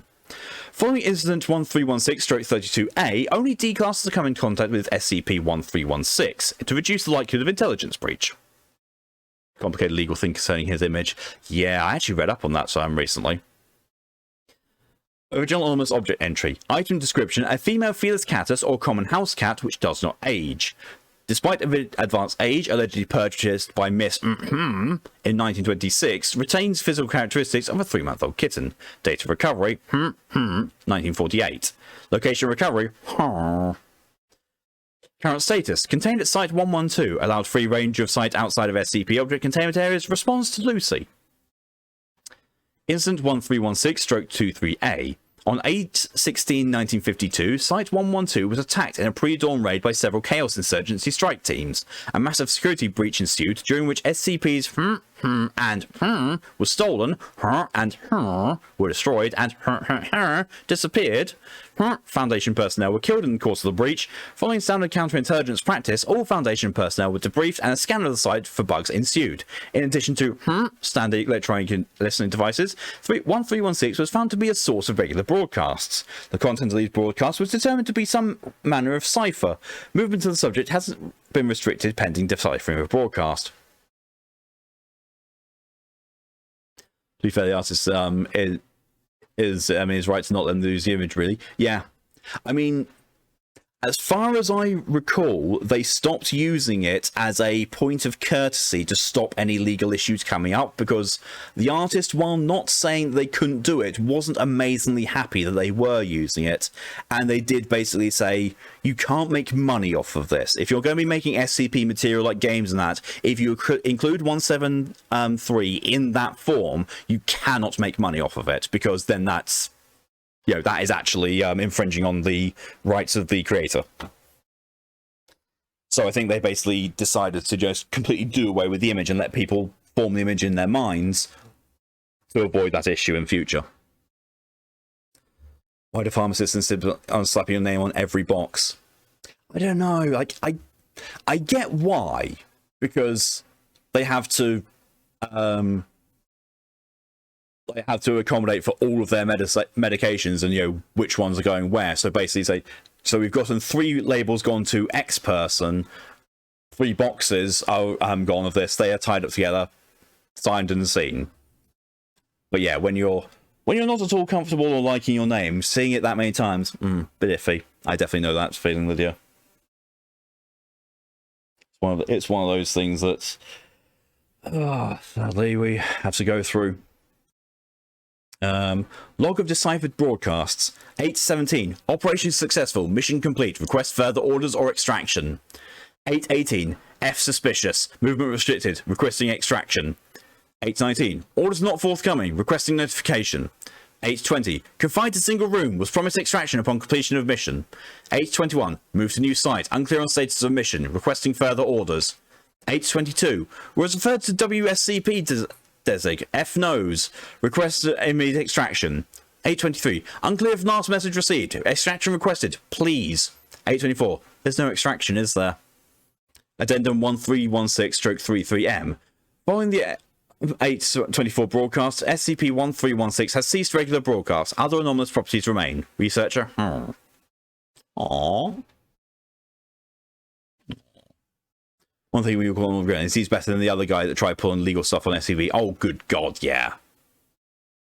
I don't know who did that, but they basically tried to claim the entire SCP as their copyright and their property, and basically wanted all everyone to pay them royalties. It's like, fuck off.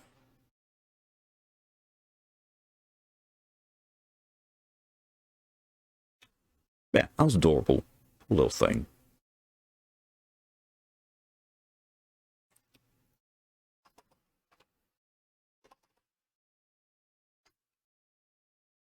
And 3 zeros. So we're going on to this one now.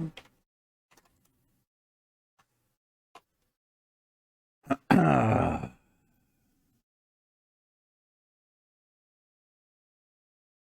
don't know why I did that. I went to look for 3930 rather than 173. Series 1. 173. The sculpture, the original. Has no picture on it. And it is probably one of the shortest ones I've seen. There's more film-related ones on Cat Heaven. And the man himself, Markiplier, helped out. Oh, I did not know Markiplier helped out with all that. That's really good. Like, I know that Markiplier from his time playing Containment Breach for, like, pretty much since the beginning of his channel, developed a very strong love for SCP, but I didn't realize he'd gone, to that extent to actually help out the group behind it. So, yeah. More good points for Markiplier.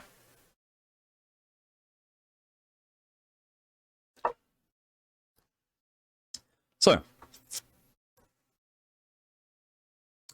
item number. That's not the item number. SCP-173, Object Class Euclid. Special Containment Procedures. Item SCP-173 is to be kept in a locked container at all times. When personnel must enter 173's container, no fewer than 3 may enter any time through, and the door is to be relocked behind them. At all times, 2 persons must maintain direct eye contact with 173 until all personnel have vacated and relocked the container. Description. Moved to Site 19 in 1993, object origin is of as yet unknown. It is constructed from concrete and rebar with traces of Krylon brand spray paint. 173 is animate and extremely hostile. The object cannot move while within direct line of sight. Line of sight must not be broken at any time with 173. Personnel assigned to enter container are instructed to alert one another before blinking. Object is reported to attack by snapping the neck at the base of skull or by strangulation.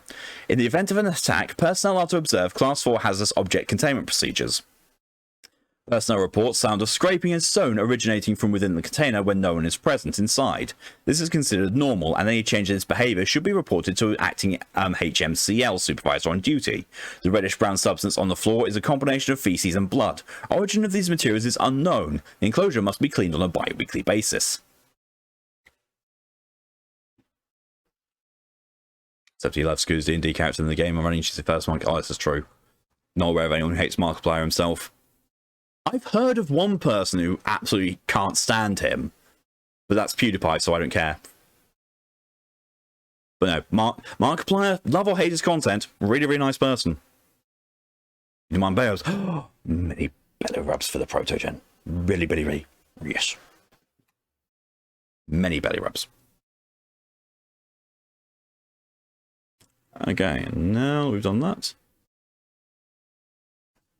Interesting, I think the original 173 Reddit post happened around the same time as the Weeping Angels introduction episode. Yeah, I actually Googled it, and there's a period of like 2 months or so between Weeping Angels and 173, and Weeping Angels came first.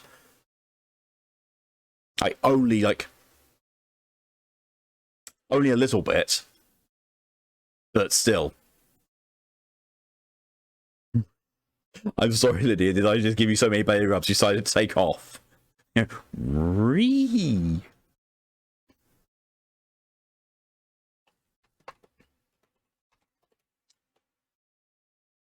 No. 3930. RAM DP. Well, it's clear where my brain's at.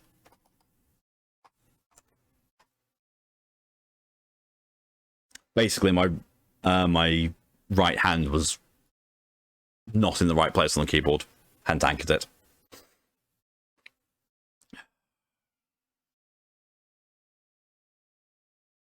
Recommend not going to the moon, Lydia. Moon's fine.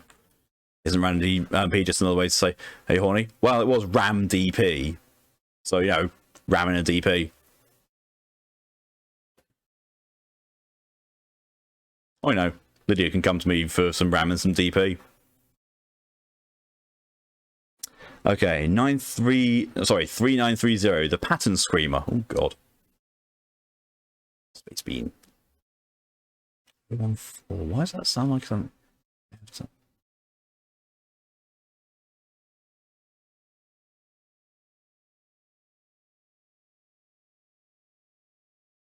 14 sounds like one I've done, but I probably haven't.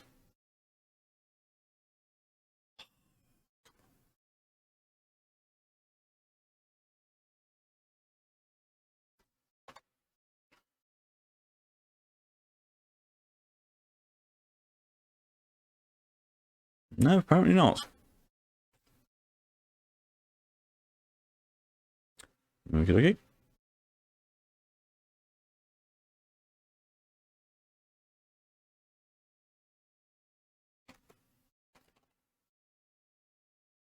Just put that in there.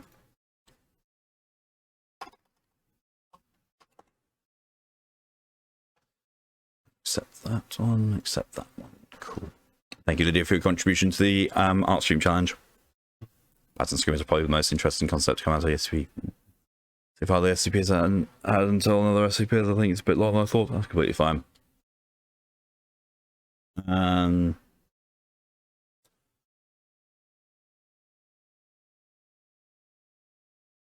Oh no, it's time zone's messing with me. I thought I was going to be ending this section in about an hour, but no, it goes on for longer because clocks have gone forward. And also I started earlier than I should have done.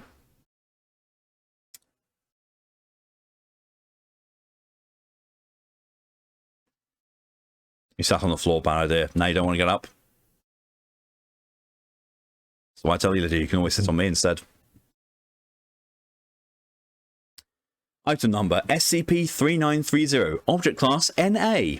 Special Containment Procedures. Individuals assigned to 3930 are to monitor the S5C9 perimeter established near Usinsk, Russia, and follow orders from on-site command. Individuals assigned to 3930 are to be made aware that there is nothing within the perimeter, as 3930 does not exist.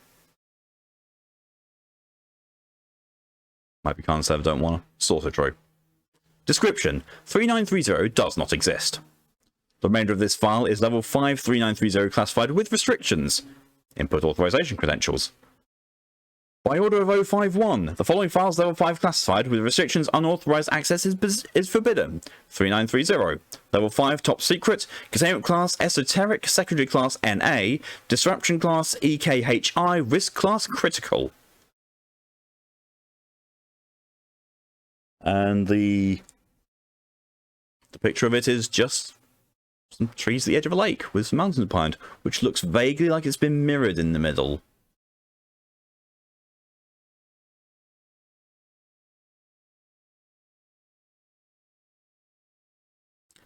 File administrator notice: only seven living individuals are permitted access to this file. Modified special containment procedures. For the purpose of ongoing containment of 3930, it is important for all personnel assigned to 3930 outside of the personnel permitted to access this file to understand 3930 does not exist, nor has ever existed. Personnel currently assigned to 3930 who assert 3930's existence are to be reassigned and given a full psychological examination to ensure the understanding that 3930 does not exist. Individuals who are unable to do so are to be remitted to the current 3930 research lab for termination. Whoops. Yeah, I think we've already bypassed the seven living individuals. Whoops. All personnel assigned to 3930 must understand that despite any language or orders that may imply otherwise due to their content, 3930 does not exist. 3930 is contained at its location of discovery. Access to the region containing 3930 is strictly forbidden. A perimeter has been created around 3930, roughly 1 kilometer in diameter. Any unauthorized individuals crossing this perimeter with intent to approach 3930 are to be terminated on sight. The 7 individuals permitted to access this file have total executive authority over the containment of 3930 and administration of the personnel assigned to 3930. The sustained non-existence of 3930 is the containment procedure for 3930.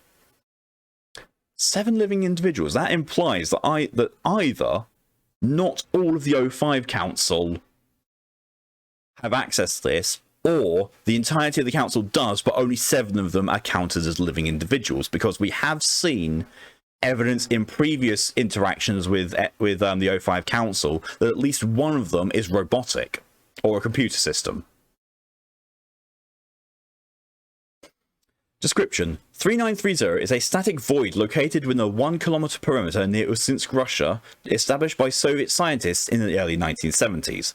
3930 does not emit or absorb light or sound, does not have shape or texture, cannot be passed through, cannot be interacted with, cannot be manipulated in any way, and has no dimension.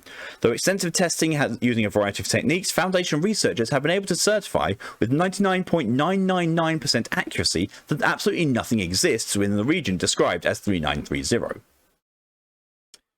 Oh, it's long, sit down soda for the ride.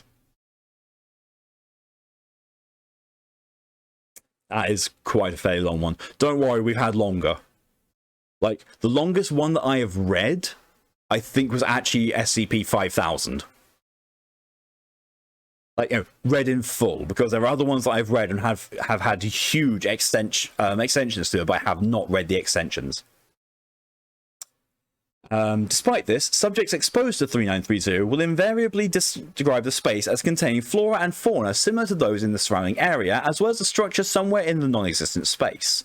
How individuals are capable of perceiving 3930 is currently unknown, though several hypotheses have been produced. See Addendum 3930.3 for details. As 3930 cannot be passed through or interacted with, as 3930 is not something that exists, extant objects or entities cannot enter 3930. Nevertheless, individuals who attempt to approach 3930 and go into it will nonetheless be perceived to be as doing so by other observers.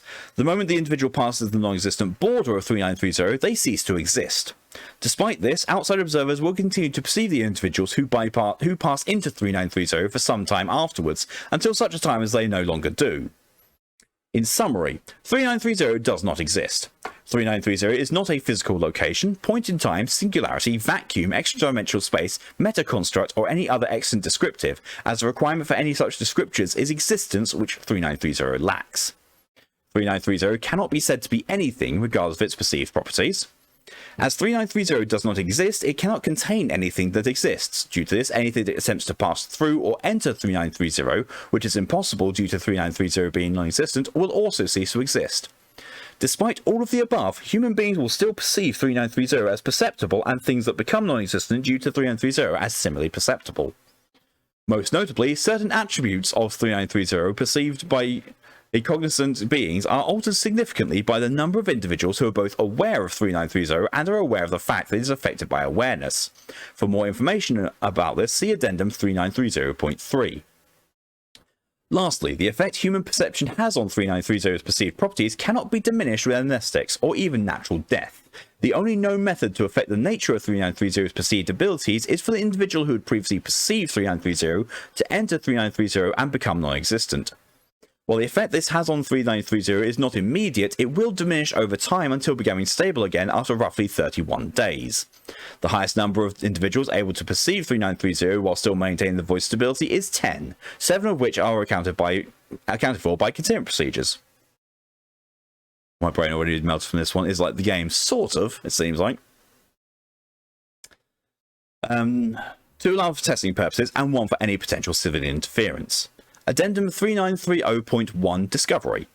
The records of 3930's original discovery were lost in the dissolution of the Soviet intelligence community, but it is believed that 3930 was likely discovered on more than one occasion by individuals who, by virtue of attempting to interact with 3930, no longer exist. Notably, near the end of the Soviet Union, 3930 was known about only by the state scientists and researchers, and it is not believed that any members of GR Division P were made aware of 3930. If the state scientists were aware of the nature of 3930, this was likely by design. The number of individuals who had perception of 3930 before these containment procedures were enacted is unknown, though records indicate that the state scientists experienced extreme difficulties in both containing the anomaly and doing research on it. Their lack of proper understanding of 3930's anomalous qualities led to a significant loss of life, which further exacerbated the situation regarding 3930. By the time Foundation operatives had discovered 3930, only a small number of the original research team members remained, the rest having been lost to 3930. The implementation of 3930's current containment procedures also came at the cost of an unfortunate loss of life. More information about this can be found in Addendum 3930.3.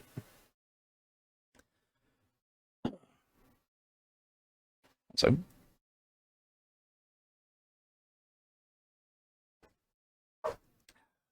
Addendum 3930.2, Exploration Log.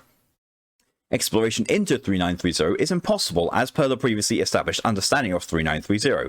Regardless, outside observers are capable of perceiving individuals who enter 3930 and as such seem to exist, and even receiving audio transmissions from them. Notably, audio and video recording equipment does not function properly near 3930. Video cameras are not capable of capturing a non-entity, and footage of 3930 is subject to the same anomalous visual perception abnormalities as regular observation of 3930. The same is consistent with audio recordings. In short, all audio and video equipment stops functioning the moment it enters 3930, though observers will continue to perceive proper functioning even if the discrepancy is noted. Footnote 1, such as alarms or warnings that the equipment is malfunctioning or has disconnected from the source. It is a non-existent space that is somehow perceived as the existing space. Yeah. Weird. The following is an audio log transcription penned by 3930-2-4.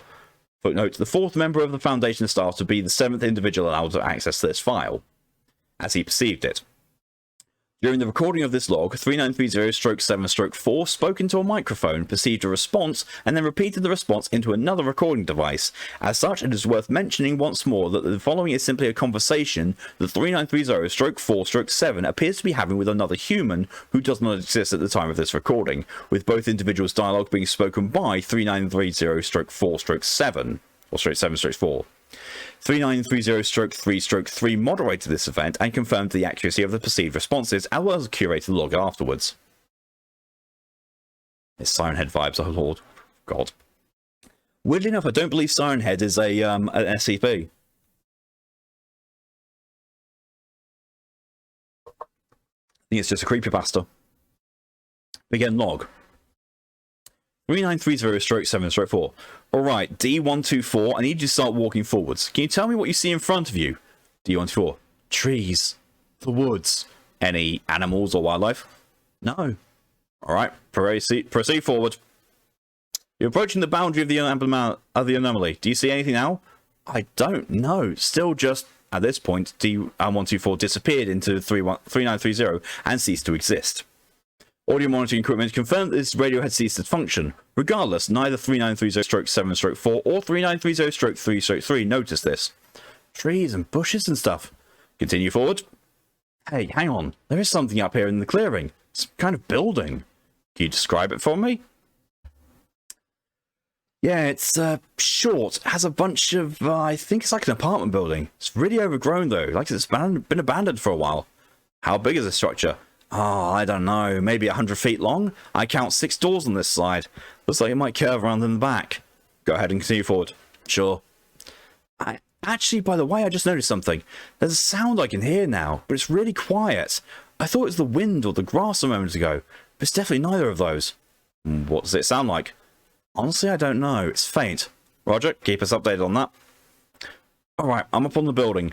Definitely some kind of apartment building. White walls, brown doors, wood. There's, I guess some kind of other building over here. Maybe an office? Can you open any of the doors? I can try. Hang on. That one's locked. This one too. Hang on. Looking in the window, trying to see if there's anything in here, but it's just dark. Can't see beyond the curtains. Please continue to shut the doors. Yeah. Oh, got one. Let's see. Definitely nobody's been here in a while. It's dark, dusky, just one bedroom, I think. Not much furniture, some chairs and a small bookshelf. Nothing on it, though. Let me look in the bedroom. Twin bed, chest of drawers, but they're empty. The bed is made, curtains drawn everywhere. Hang on. And the window here just faces the outside of the clearing here. Building is a big L shape, and it goes down that way a bit. The moderator. Can you turn that light off? It's too goddamn bright.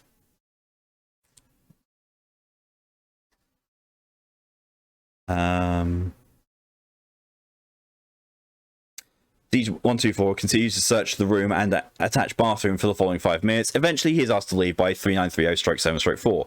Yeah, alright, let me... Hang on. What is it? Did I open these blinds earlier? What? The blinds? The fuck? I drew the curtains back earlier. I mean, when I walked into the bedroom.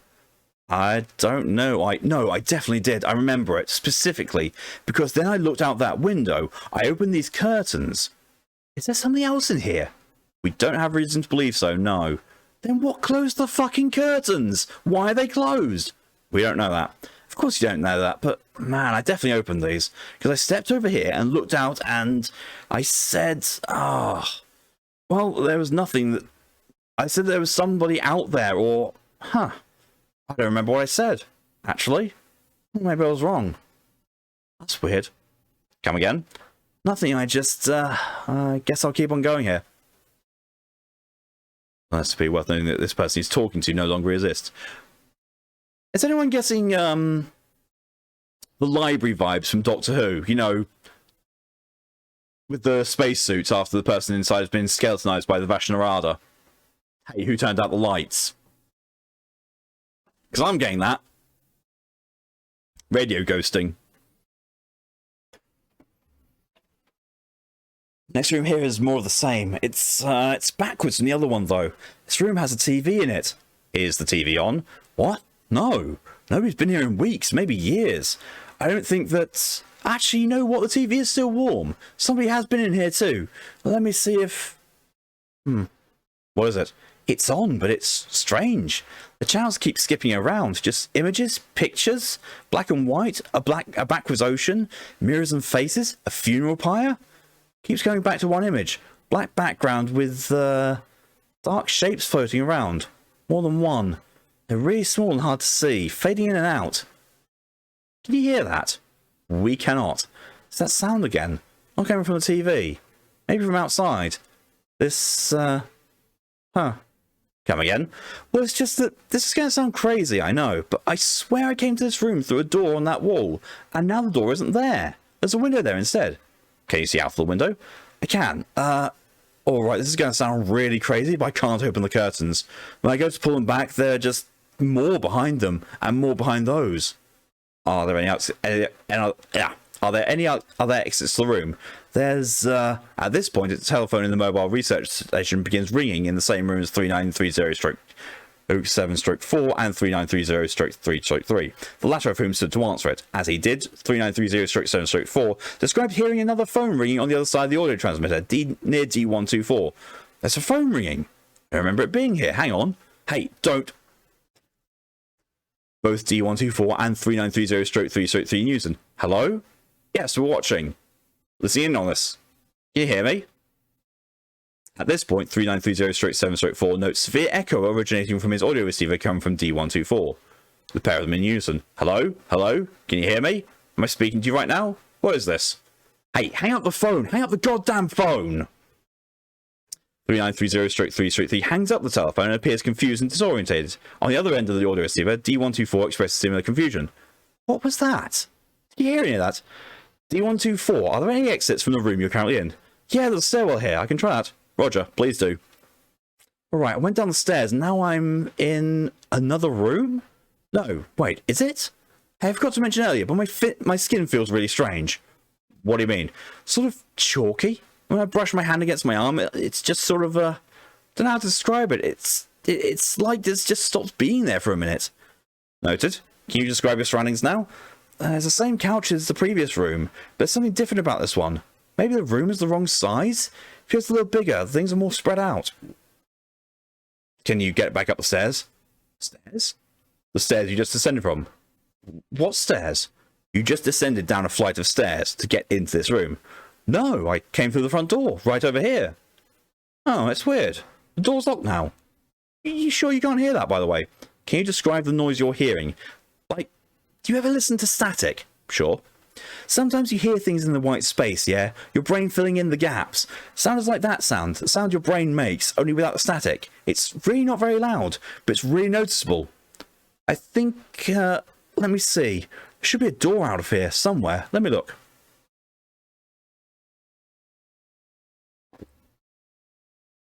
D124 continues to look through the room he is currently in for an exit for the following 4 hours. Despite attempts by the control group to assist D124 in leaving the room, he is unable to do so. I'm noticing something again. I know why this is all taking so long. The space in between everything is really big now. It's taking me 10 minutes now to walk from the sofa to the TV. I needed 20 to get to the kitchen. What? Since when? Why didn't you mention this earlier? I don't know, There's a knock at the door. Hang on. Hello? There's a man outside. He wants to know if I'm listening. Am I? Yeah, I am. Alright. He says there's a way out, going down through the floor. He said if I lean back enough, I'll just go there, so... Silence. D124 does not respond for 38 minutes. 3930-7-4 and 3930-3-3 do not speak for 38 minutes. White noise. Are you there yet? It's further than I thought it would be. I think I'm starting to get it. Are you listening? Are you listening? Good. Don't stop listening. I'm down below here now. See, I thought the things I was seeing were something to do with me, but they're really not. I'm not really seeing them. Yes, makes a lot more sense. Not to me, but maybe to you. Maybe it doesn't matter. So you know what I said earlier about listening to static, right? The same sort of thing is happening with my eyes now, filling in the blanks. What do you see? There was a hole in the world here, and this place got pulled down into it, like a drain. People too. I can actually see it now. The whole building drawn into a tiny little spot. Fracturing out and broken. Alright, yeah. Yeah, this is a response. Like a reaction. Nature doesn't abhor a vacuum, but people do. Your minds aren't made for this, right? You stare at the stars and see things because that's what you do. Making sense of it. Order is a man-made concept. Can you describe the space we're in now? I'm not. What do you mean? You know I'm not, actually. As soon as you realise it, this will all be over. As soon as I realise what? You just had to look away from the screen and you stopped seeing the, patterns. If you look away, you'll stop seeing me and you'll stop hearing me. That's what I'm hearing. That's what I've been hearing this whole time. Yeah, that makes sense. Because if you blink, you lose it, and once it's gone, it's nothing again. So try to get your attention. If they lose it, they're nothing, and slow down. I need you to... No. You look away and the patterns go away. You stop listening and you don't hear them. They're nothing, and now I'm... Don't you get it? At this point, there's a minor dip in electrical systems, and as the on-site generator activates, both 3930-7-4 and 3930-3-3 immediately become aware that the audio transmitter is no longer functional. Attempts to contact D124 fail. End log. Well, that's fucking creepy. And we've got more going.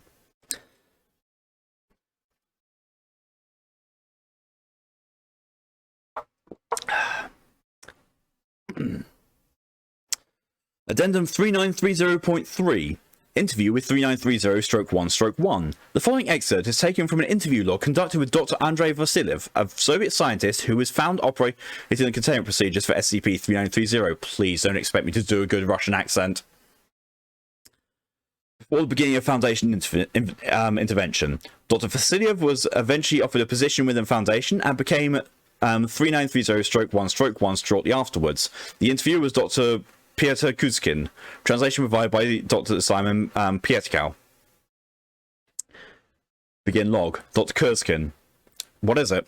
Dr. Vasilyev. It isn't anything, not in any measurable sense. It's a static, uncompromised void, a space where nothing exists. How did it get here? We don't know. It was found, whether by someone within the state or an outside player, and we arrived first. What do you know about it? Know about it? What is there to know? There's nothing there. Nothing for us to measure. Nothing for us to test. Things that cross its threshold disappear and cease to be. We've tried sending in soldiers with recording equipment, but they've all met the same fate. What happened to the rest of your team? Perception is key. Everything you can test for will tell you there is an absence there, yes, but you look at it and you still see forest and trees and even animals. Walk far enough in and you might see a building or people, but none of it is real. By the time you see the building in whatever shape it takes, you're not real either. You've become little more than the reflection of yourself perceived by someone else's mind. This thing, this void, it's a hateful mirror. It desires you to look at it. The more you look, the more hateful it becomes. But what about the rest of your team? There were too many of us. Too many of us stared into the void, and it started screaming. Screaming. Mind that the audio equipment wasn't working at any point during that after the individual into the non-existent space. Yep. It wasn't until the power flicker that they were able to realize that when you approach it, you will start to hear it, so faint it might be nothing or less, but a noise. Something queer has happened. It's me, I'm something queer. Human minds have evolved to see patterns where there are none, so when cast over a space where there is nothing at all, the mind begins to create something from nothing. What you hear is something rudimentary, an almost imperceptible sentience. It's a flash along the edge of a void as our minds attempt to perceive something that isn't there, and it hates. What do you mean it hates? Why would anything hate? Why would it hate anything? How would you know? Because there were too many of us, each member of our team cognizant of the void, each trying to perceive it. These flashes, these tiny screamers, eventually they begin to bind together. Make no mistake, Dr. Kuzkin, they are not real. They are to the neutrino what the neutrino is to us, less than nothing. But they are somehow aware of their nothingness, and they are hateful. Their existence, I believe, is torment. They hate the universe for being, they hate themselves for being, and they hate us for making them be. They are nothing but hate. Given enough time, and with enough of us trying to look into this void, something crawled out of it. Afterwards, there were 10 of us. The anomaly has been stable since. What came out? How long have you been here? Decades. Why didn't you call for relief? Once you've heard the screamer, you can't unhear it. Calling for relief would just be damning another soul. The other day, the remainder of your scientists disappeared. Where are they? They entered the void. Why? There are too many of us now. You brought 12 and there are 8 of us. There can be no more than 10. Once you have perceived the void, your mind cannot be made to forget it. There are 13 of us now, but there must be no more than 10. You talk about this void like it's some kind of intelligent creature. How can this nothingness be something intelligent? They are not the same thing. The void is what it is, a region of non-existence. It's unfathomable and unalterable, and we know nothing about it. But the pattern screamers are, yes, in some way intelligent, but they are only intelligent because they are us. They are our reflection in this hateful mirror. Off-camera activity, Dr. Kusin looks away. Dr. Vassiliev looks at the camera for a moment. Alright, is there anything else? There can be no more than 10. I will go into the void, and then 2 of your own must follow. And if they don't? Silence. End log. Back got stuff to destroy people and destroying clothing again. There. So yeah, that was creepy.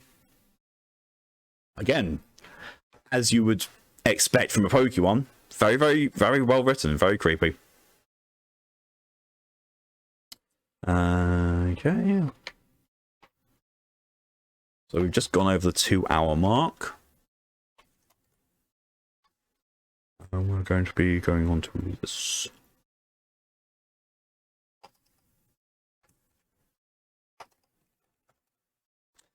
I will confess I have got no idea what I have to do time-wise regarding Genshin and the collab with Tyr, because so if I go for another hour, maybe an hour and a half, and then stuff with Tyr, but I don't know because I don't know his schedule. Bollocks.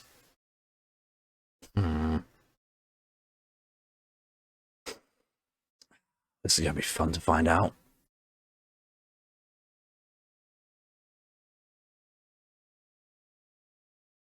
It hates because the human mind imposes existence onto something which doesn't exist. Recognize a pattern where there is none, and it screams. That's a very good one.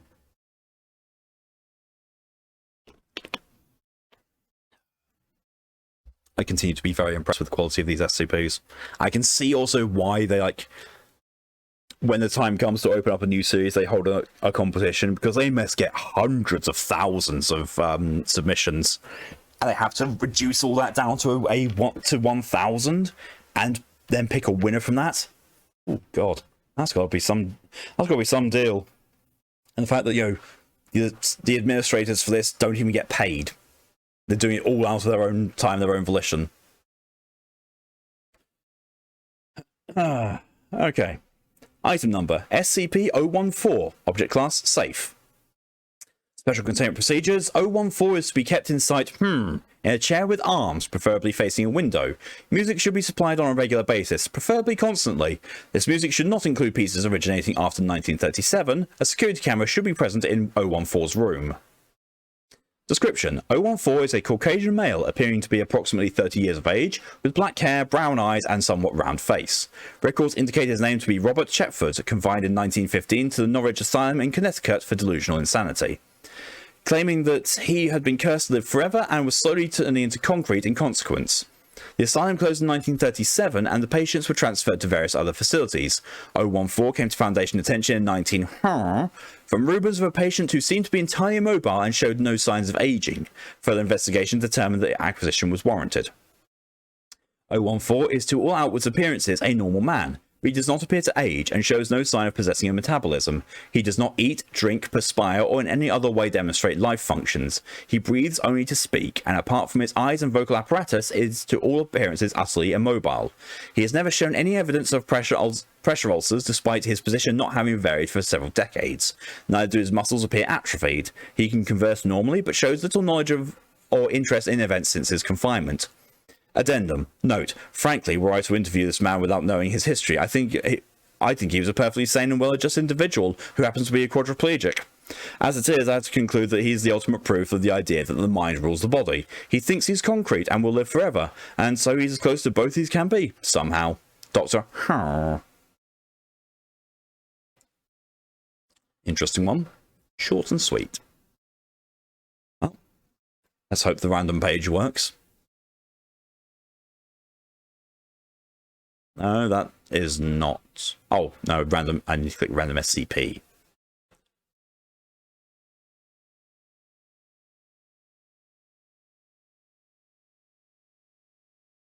It said it was directing me to SCP-1193, then redirected me to a completely different SCP. I don't think I've actually done this one.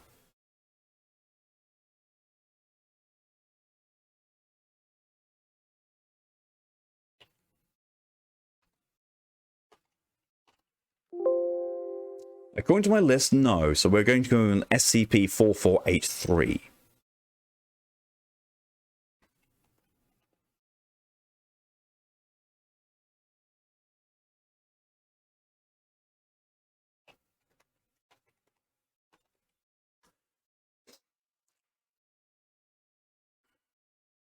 It's a fairly short one at the moment as well.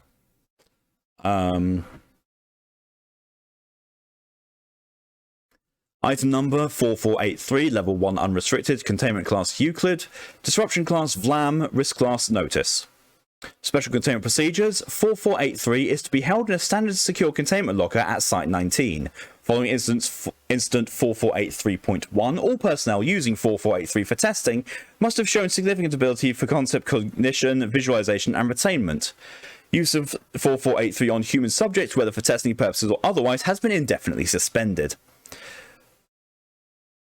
There's another one from Pokey. Let's pop that into the racking. 34760, and I trust Pokey to be providing ones that have not already been read.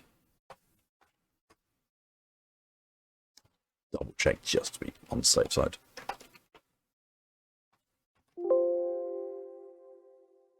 How can you not? Oh, that'll be why. I still had it searching up when I went to the top of the document. That would be why I didn't find any other ones. Whoops. Due to their variable morphology, all instances of 4483-1 are to be held in organic containment facilities appropriate for their size. Description: 4483 is a single-bladed steel sword, 91.4 centimeters in length and weighing 981 grams. Excuse me. The sword bears gold inlay script across the dull edge of its blade, and has been identified as a falchion of Italian design dating from either late 15th or early 16th century AD. When 4483 is used to sever a piece of living organism, the piece that is viewed by the wielder as being cut off, will show an immediate cessation of all life signs, while the other piece regards the biological activity to do so. Will become independently animate and capable of thought, retaining the consciousness and personality of the organism that was severed from. Any organism affected by the anomalous properties of 4483 is classified as an instance of 4483-1. Instances of 4483-1 show no reliance on bodily functions governed by organs they do not possess. This is demonstrated by their ability to survive without blood if lacking a heart or circulatory system, or to engage in cognitive tasks despite lacking a brain. Instances are incapable of performing physical actions beyond the capacity of their anatomy. Instances can be killed by any injury or disruption of their primary retained organs and or bodily systems that would normally render them inoperable. Sounds like most Republicans. 4483 was recovered on 9/7/2018 from the home of Anthony Brooks in Chesterbrook, Pennsylvania, following his arrest on 17 charges of kidnapping and murder. The item's anomalous properties were discovered after local law enforcement found a wooden crate containing 14 live instances of 4483-1 during a search of the suspect's home. All recovered instances were human hands from females between the age of 5 and 21.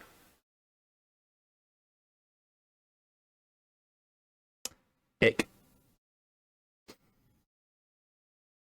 An additional 3 instances of 4483-1, all deceased, were discovered buried behind the suspect's house. The apparent sapience of 4483-1 instances was discovered after a recovery team found several messages scrapped into the interior of the wood crate used by suspect to contain the 14 living instances. The inscriptions appeared to have been made using human fingernails. Addendum 4483.1, Incident 4483.1.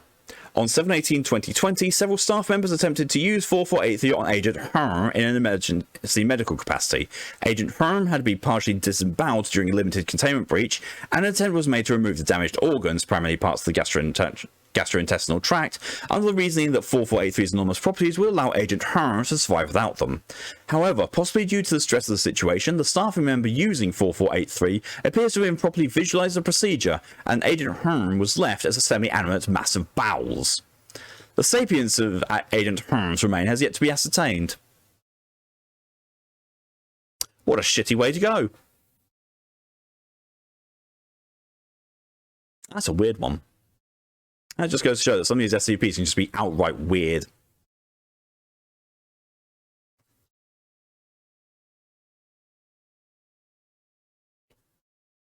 Perhaps Twitch making the connection stop and start. Is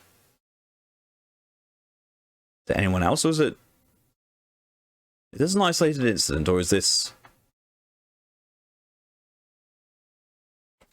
Twitch being an arse for me? So I really don't want to have to deal with a repeat for Saturday.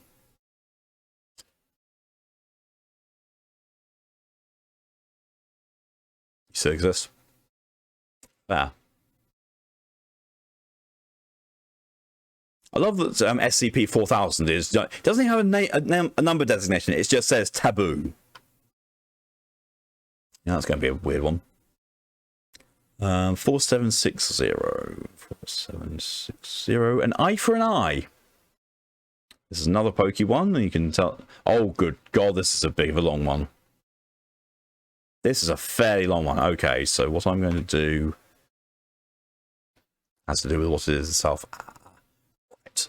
So for the moment, I'm just going to pause the next SCP redeem, because this might take most of the time I've got left. If it doesn't, then I'll open up again for another suggestion. So we'll just change this to 4760, and next is at question mark at the moment. Just click off that. Okay. By order of the Overseer Council, the following file describes an unknown and dangerous man-made anomalous threat involving a hostile person or group of interest. It is level 4/4760 classified. Unauthorized access is forbidden. Oh. In fact, actually, I'll be right back 2 seconds. I'm going to also do a redeem myself. Boop, gonna make a cup of tea. Doesn't matter if I complete or reject that. I have infinite points on my own channel. I cannot be stopped. Anyway, 3 years will last a while.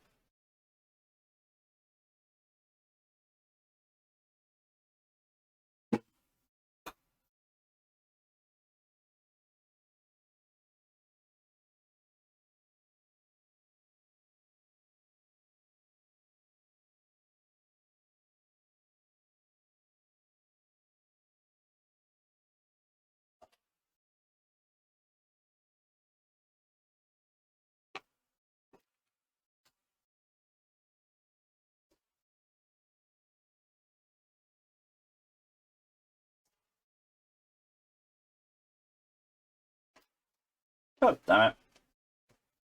And lemon and ginger left. Oh well. Wild sweet orange it is.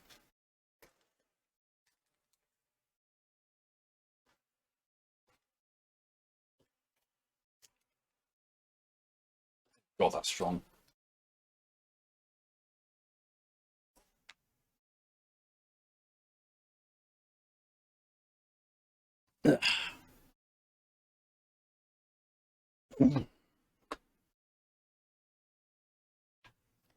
Spam hydration on oneself.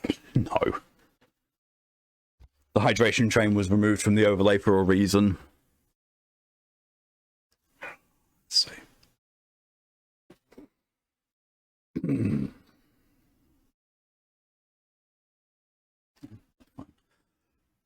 Okay.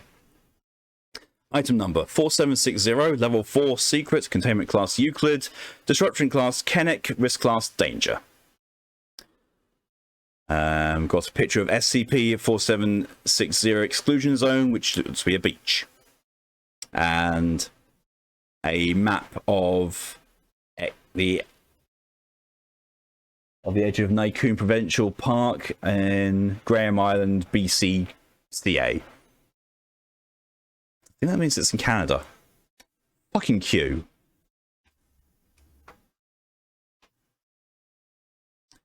Special containment procedures. 4760 is contained at its original location of discovery. While attempts to move 4760 to a more secure location have to date invariably failed, Foundation engineers assigned to the entity are to continue to research means by which this may be accomplished. Under Foundation Protocol, Falcon 22, an exclusionary zone has been created surrounding 4760. During 4760 activation cycles, no personnel are permitted to enter this exclusionary zone for any reason. Entering this exclusionary zone during one of these cycles is almost immediately fatal, and personnel who does not pass through the established barrier before the beginning of a cycle are to be considered lost. Foundation Protocol Falcon 22 also dictates means by which 4760 activation cycles can be detected. A series of concentric rings of bird cages, each containing a single canary, footnote of or other similarly sized bird, has been set up surrounding 4760. This system consists of 10 rings, each spaced roughly 72 meters from each other, with 12 cages in each ring. Basic mechanical pressure switches in the floors of these cages are to monitor 4760's activation effects on the birds inside the cages. These switches are attached to small bells, which will sound continuously if the bird inside hits the floor of the cage with enough force to trigger the mechanism. I'm guessing thud, rather than just landing there. A single D-class subject is to remain seated next to 4760's terminal at all times. These subjects are instructed to quickly describe on paper what they see on the terminal during the activation cycle whenever it occurs. After the conclusion of an activation cycle, these papers are to be collected and remanded to Site-64 for inspection and research to determine any kind of commonality between the cycles. The remains of these subjects, as well as the remains of the birds used to detect the activation cycles, are to be also removed to Site-64 for incineration. Attempts to replace the D-class subject with a series of long-range photographic devices has been unsuccessful due to heavy interference created by the activation of these cycles. I shall make my leave. May all be terrified and feel unsafe. No problem at all. Thank you, Pokey, for coming on as long as you did and for all the horror you provided. I'll see you again later. Currently, activation cycles are expected once every 47 days with a variance of 5 days. It has been 29 days since the 4760 activation cycle. Description: 4760 is a machine located on Graham Island, British Columbia, Canada. SCP-4760 was built by Pol 1115 Vincent Anderson, or person of interest, supposedly at the request of an unnamed client. 4760 consists of two primary functions. 4760-A is a series of massive tungsten plates seated 1.2 meters underneath the ground between 4760-B. Together, the entire structure constitutes a circular plate roughly 800 meters in diameter. Parts of the plate appear to be coated in thin layers of various rare metals, as well as carbon, palladium, and iridium. Beneath the plates is a network of small copper tubes that run from various points in the underside of 4760-A up to an access port below 4760-B. During activation cycle, it is believed these tubes move some sort of gas from the underside of the plates back towards the center of the structure. He hides in the comfort of the blanket above because I'm already terrified. Honestly, not a bad reaction, Septic. Especially with a pokey SCP.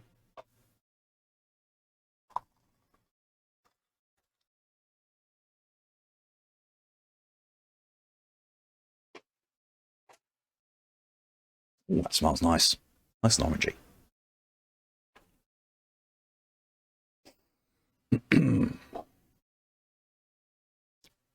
4760-B is a naked humanoid entity seated on a steel chair in the center of 4760-A array. This being is completely hairless and has no eyes, ears, nose, mouth, anus, or other opening orifices anywhere on its body.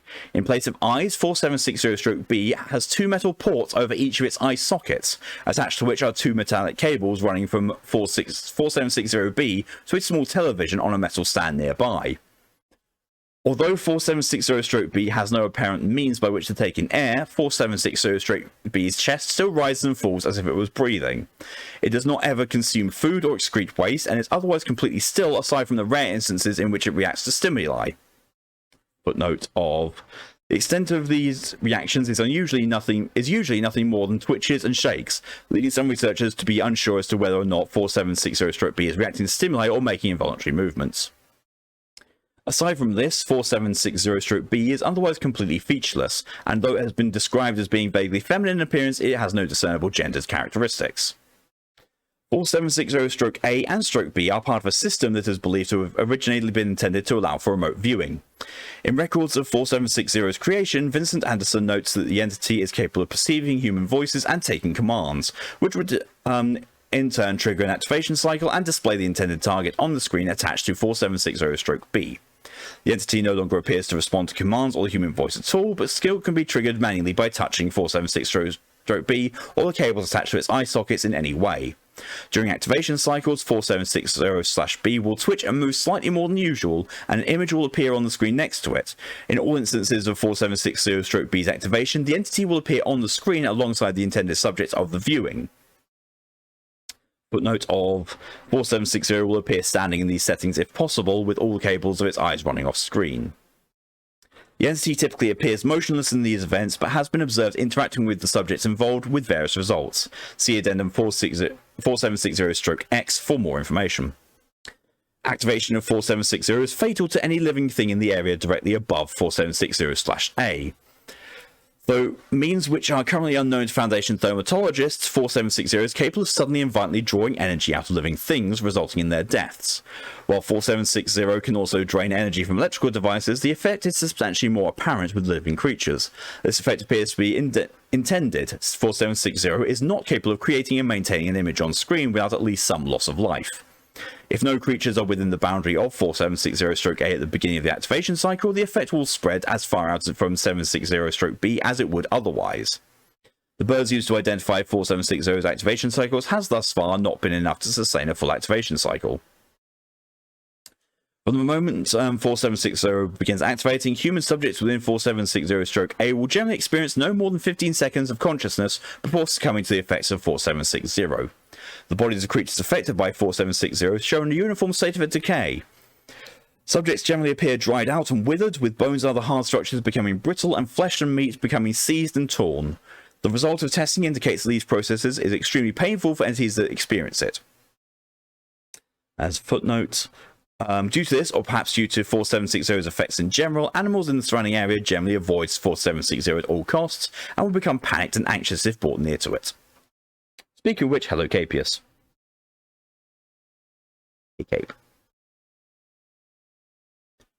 Guess which arsehole woke me up again at 6 in the morning? And is now walking away. Notably, as a result of this, the area directly above 4760-A is often devoid of plant life, as organisms planted there rarely have enough time to achieve any substantial growth. Addendum 4760.1 Discovery.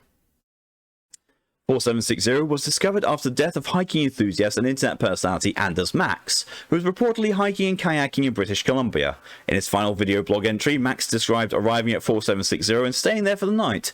In the morning, he awoke and further explored 4760, eventually finding 4760-B. Okay, I don't know where he's gone. Oh, he's now sitting at the entrance to the porch. The door is open, by the way. He's just sitting there looking outwards. The following is a transcript of a final video in which Max triggers the activation cycle that resulted in his death. On screen is Anders Max. He is wearing a heavy jacket. All around him is in the flat dirt circle of SCP-4760. Alright guys, this is what I was talking about. I came out here last night, and when I woke up, you can see here where, hang on, zooms on the day, it's all dirt in this, like, perfect circle. Look at this. Pans around. Max sees 4760-B. What's that? He approaches. Holy shit, what is that? Is it some sort of puppet? Camera pans around again. Hello? Is anyone here? This is so weird. Must be some sort of art piece, but I've never seen anything like it. Jesus, fuck, I think it's breathing. Camera zooms in on 4760-B, which is sitting up and looking straight ahead, unmoving. Hello? Can you hear me? What is this? Reaches out and touches 4760-B's shoulder. The entity shivers. Hello? Suddenly, a bird falls out of the sky and lands near Max. What the fuck? Holy shit, did that just come from... 760-B begins to twitch. The camera's picture starts to become grainy, and the battery indicator drops suddenly. Oh no. What? The video comes out completely. Sound continues for a few more seconds, but it's heavily distorted. Mom! Mama! Audio cuts out. Addendum 4760.2, ongoing research and investigation. Shortly after Foundation Access seized the land on which 4760 is situated and discerned its basic characteristics, an intensive investigation began into the origins of the structure. During this investigation, a laboratory was uncovered nearby, one that had been overrun with vegetation and was in a severe state of disrepair. This laboratory, which appeared to have been abandoned suddenly and without warning, contained evidence that the original owner was person of interest 1115 Vincent Anderson. According to information collected from the laboratory had been abandoned over 30 years prior. After collecting the computers from inside the lab and analysing the disks, many of which have been destroyed over time due to exposure, a small cache of encrypted data was discovered and revealed to be Anderson Robotics Project archives. These archives contain detailed schematics of 4760-A, a list of testing results, and an exhaustive collective of personal journal entries, correspondences, and database updates, all believed to have been created by Anderson himself. For more information about these entities, see Addendum 4760.3 below. Addendum 4760.3 collected information from person of interest 1115's lab. 9/19/1963. Isaac, your assumptions were correct. The individuals I spoke to on the phone revealed himself as a mediator for Mr. Obadiah Dark of Marshall, Carter and Dark. We didn't talk for too long. He expressed how busy he was, but mentioned that they were interested in some of his work we'd done with the non-all units. I'll admit I'm cautiously optimistic. If we can secure a deal like this, we'll be able to fund the Saka problem. I'll keep you posted. This is a good start. 11/02/1963. Work begins. Today we take our first step into the unknown. I've assembled a small team to handle most of the heavy lifting and taken up residence on a fairly deserted patch of rock here in the frigid north. I've been very careful so as to keep our intentions hidden from even my closest confidants, as the nature of this work could attract unwanted attention if it gets out. I finally got the opportunity to speak to Mr. Dark directly, or as much as you can with someone like he. I'll admit I found this person generally distasteful and his presence uncomfortable, but he is in possession of a truly staggering amount of wealth, and far be it from me to judge a man on instinct alone. He expressed to me a single desire, to see the world as its enemies do. He said to me, Vincent, I'm a businessman. My business is the unknown and the unseen. I have powerful enemies who thwart my investments at any turn, and they're able to do this because they can see the unseen. I desire that sight, Vincent. He's no doubt referring to the SCP, those doctors and our men called the jailers by the serpents of the Wandering Hand. It puzzled me that he would name them specifically. I recognise they have influence just about everywhere, but so far as I know, their actual capabilities are rather lacking, unlike those in Europe and the United States. Still, my experience with them is limited, so maybe he knows something I don't. But still, his request was even stranger. See as they see. Mr. Dark goes on to tell me that the SCP have this tool, this machine they call the All-Seeing Eye. He says that it's capable of seeing every man, woman or child anywhere in the world on a whim. Now, remote sight is nothing new. Ever since the start of these tensions between the United States and the Soviet Union, all sorts of groups have been experimenting with persons they think can see at a great distance for a variety of purposes. Truthfully, I find the subject rather bland. You could accomplish the same thing by putting cameras in the sky and achieve your goals at half the cost. Oh, look what's happened with that. But these governments apparently know more than I do, because these young people keep getting pulled off the street to be experimented upon. Wicked business. What Mr. Dark desires, though, is achievable. I have a test subject, one young woman we pulled off a street in Southeast Asia or so, who is drawing near to fulfilling her usefulness to our team. I believe a set of ocular implants will be able to meet Mr. Dark's needs, and I'll throw in a subject free of charge to support the implants for him. The money will be worth it, but for my own, I'd rather just never have to meet Mr. Dark in person again. 2/14/1964. A great step forward today. The girl, Callisto, and as I've taken to calling her, was prepped and fitted with the baseline oculars just this afternoon, and is already reporting promising results in recovery. These implants are nothing special. We have to remove the eyes to fit them in, so the baseline oculars simply need to fill the role left vacant from having no eyes. She's a ghastly sight, no doubt, all blood and meat and metal, but she can see, and that's progress. Mr. Dark came back with some new specifications. I'm beginning to think he's a paranoid person, because he said that he doesn't trust a person's words. He wants to see for himself what they're seeing. That's tricky, but not impossible. I had considered running a line into the back of the skull that could be attached to another set of implants, but he also expressed revulsion at the idea of being augmented in any way.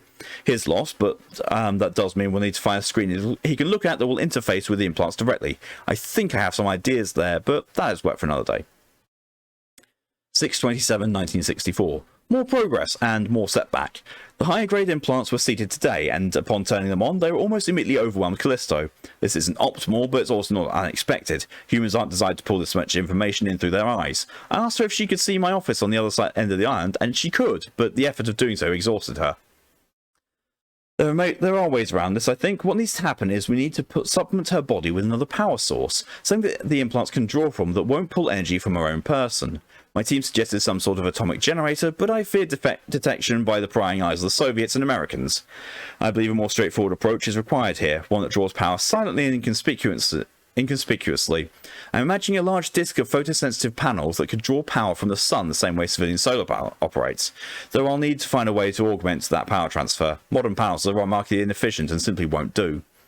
I have some designs written up, and hopefully my team can begin manufacturing them before the end of the week. This is already getting worrying. Very much so.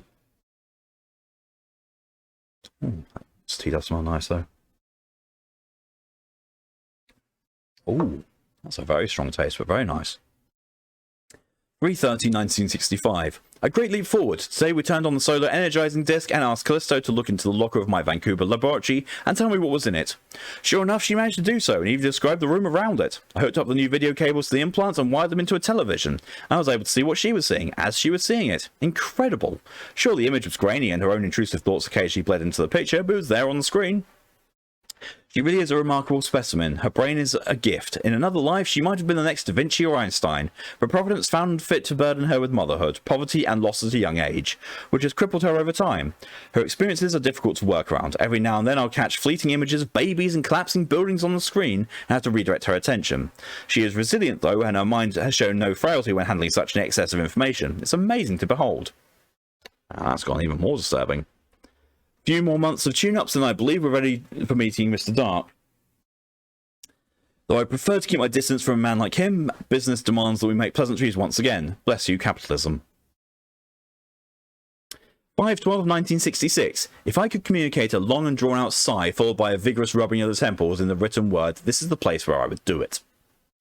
The long and short of today is that Mr. Dark was not satisfied. He commended the work that had been completed, but brought up another stipulation in the contract that admittedly I might have glossed over. I just need to exit my Steam, because seeing people constantly coming up and doing stuff is distracting, and it will be when I go on to the next part of the stream. It's not enough for him to be able to see now. He wants to look back through time and see back then as well. I tried to explain to him that I'm an inventor, not a wizard, but he wouldn't hear it and is withholding our payment until we can make this happen. What am I supposed to do? I've already sunk nearly all of my money into this project and now he wants me to do something that is actually magic. There's just no way to get this done. I'm at a loss. Even if such a thing were possible, there's no way we'd be able to draw enough power through our current system to run it, and the extra effort would kill Callisto. 8/2/1968. The project has taken a turn I do not believe it can recover from. Isaac has secured the capital we need to continue working, but all we are doing currently is running headlong towards an obstacle that cannot be breached. I was able to fake it by delaying the implants slightly, allowing Callisto to seem as if she was looking into the past, but it was only a couple of moments and not a sustainable alternative. There simply is no better option here. However, something else of note. Since we cleared up the image coming through on the television last month, I've started seeing strange things in the images on screen. Callisto will show me a mall in Los Angeles, and in the back of the image will be a peculiar figure. It's always nude, though lacking any discernible characteristics, but I cannot help but feel like it is watching the people or events transpiring in front of it.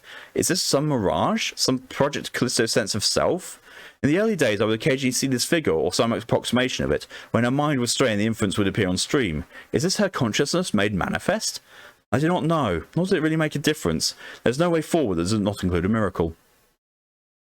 10/22/1968. The miracle has occurred. There's no other way to explain it. I had been working on tuning the implants when Callisto started acting strangely. When I asked her how she was feeling, she did not seem to communicate with me. Only holding a hand out for me to take, she began shuddering and shaking, and truthfully I could feel the ground moving slightly beneath my feet. She cried out several times and made many horrible sounds, but the screen illuminated, and on it was myself many years ago in the Vietnamese town where we found her. The figure had returned, and it walked behind me as I entered the very brothel where I purchased Callisto. After a short time we emerged again with the girl in tow. The screen went dark and Callisto slumped over exhausted. I do not know how this had been made possible. Everything there on the screen was exactly as it had happened, clear as day. I tried to ask Callisto about the incident, but any more her speech has been reduced to muttering and is near unintelligible. Regardless, there is something here, a stroke of divinity the likes of which I thought I would never witness personally. Inspection of the implants afterwards showed no sign of damage or even stress, leading me to believe that this must come from Callisto herself, somehow. I'm exhausted. Seeing myself on that screen took it out of me. I managed to get Callisto unplugged and carried her and myself back indoors to rest for as long as we each can, before we get back to work tomorrow. 10/23/1968. A short note. During my inspection of the solar array today, I saw a large number of dead animals near the northwestern edge. They appeared to have been a pack of deer, but they were badly disfigured. I inspected the area for damages to the array and was unable to find any, but I've hypothesized that this was some sort of electrical malfunction in the array that led to their deaths. I'll need to get this adjusted prior to any demonstration. It'll do me no good to finish this project if my benefactors get zapped in the process. 4/17/1970. We've finally been able to create a workable trigger for Callisto. She is nearly completely mute now, but still responds to verbal commands and to touch. She expects my hand, and when she feels it, she will send out her far sight towards wherever I indicate. Her hair has fallen out, but I still reward her with a brush she can use to pretend to run through it. This seems to comfort her. Callisto has deteriorated quickly, and additional modifications need to be made. Her body is almost entirely sustained now by the solar array, being generally incapable of producing its own energy now. She no longer takes in sustenance except in very rare cases, but is almost completely returned in the form of a thin, runny stool. Additionally, all of her orifices seem to be collapsing on themselves. I had thought the blistering around her mouth was some sort of rash, but the skin there seems to be coming together in a way I did not expect. This is happening everywhere else as well, and I fear it will not be too long before she will need auditory implants in order to hear commands as well. Despite this, we are still making great strides. The final replacement panels for the solar array were delivered earlier this month, and my hope is that we will have teams installing them before the beginning of summer. We are on track to meet my 10-year goal, and I expect that we will see this work finished satisfactorily by then. Addendum 4670.4 Activation Log. 470 activation log, event ID number 13. Event summary: 4760 activates automatically on 4/18/2005. D0004A is on hand at the time of activation and just transcribes the scene in the location. Transcript: the thing, referring to 470-B, is standing in a building, school, kids passing by, 80s, can't tell. Door opens, a man with a gun is there. Thing approaches. Footnote of end of legible test as D0004A expires. Event ID number 17. Event summary: 4760 activates automatically on 10/12/2005. D0008A is on hand at the time of activation and transcribes the scene on television. Transcript: outside a hospital in Middle East, couple crying loud sound thing.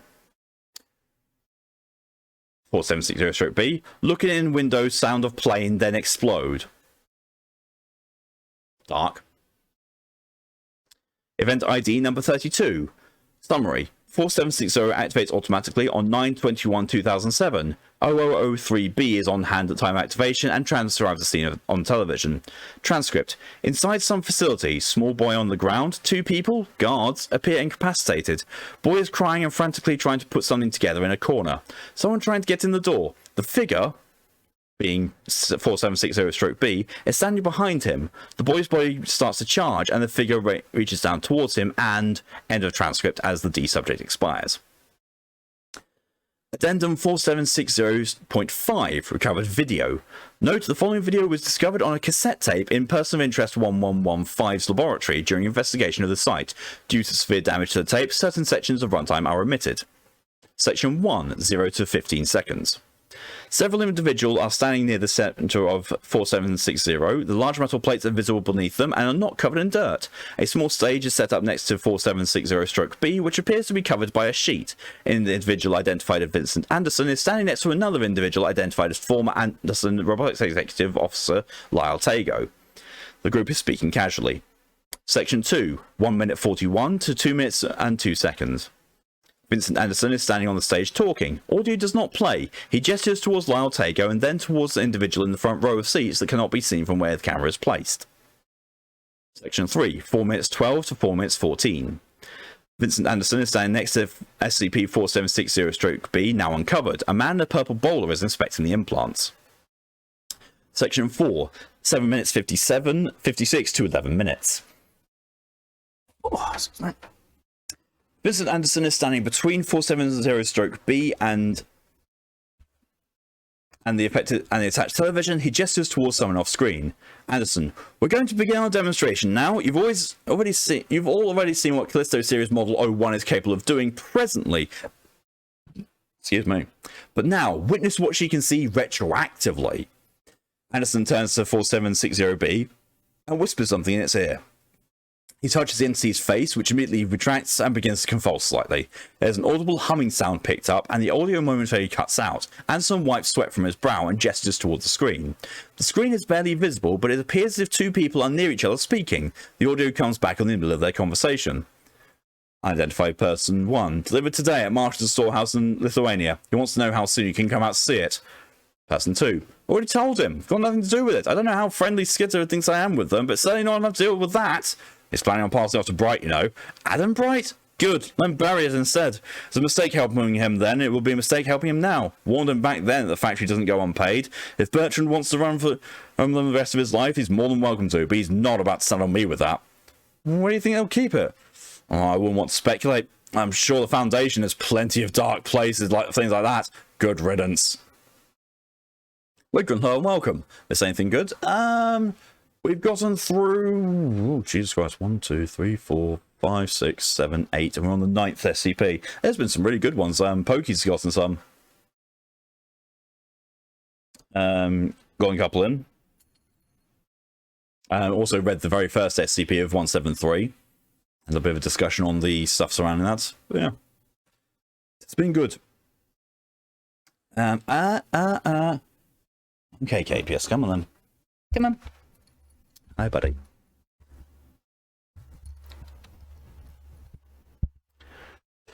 Man in the front row seat points towards the screen. It's believed this person is the one identified by Anderson as Obadiah Dark. There, in the background, who's that? We believe that's some sort of manifestation of the Callisto unit's sense of self, a way to anchor itself in the moment. It's unobtrusive. Can they see it? Not that we know of. It's just something on the... Obadiah Dark gets from his chair and approaches the subject. Anderson steps forward to intercept him, but is pushed to the ground by the larger man. Dark steps in front of SCP-470-B. He grabs the entity by the shoulders and leans into its face. Ulysses Sate. You can see him. I know you can. We met once years ago. Find that moment. Find it. Or Cthulhu. So SCP in general, yeah, pretty much. SCP-4760-B shudders. Anderson calls out, but a member of Obadiah Dark's security deal hits him in the face with the butt of a rifle. Dark takes an uneasy step backwards and grabs the edge of the stage for leverage. The ground begins to hum again. A member of the security detail coughs. In the background, something drops out of the sky. Another voice, identical to the second unidentified person from the previous activation event, albeit slightly younger, is heard from the television. We're anticipating being able to load it up onto my ship. You don't see any reason with issues with that, would you? Would be more than sufficient, I believe. As long as you keep clear of the coastline, I would not anticipate any issues. I'm glad to hear it. We're hoping to get this... Dark over the sound of television. Kill him!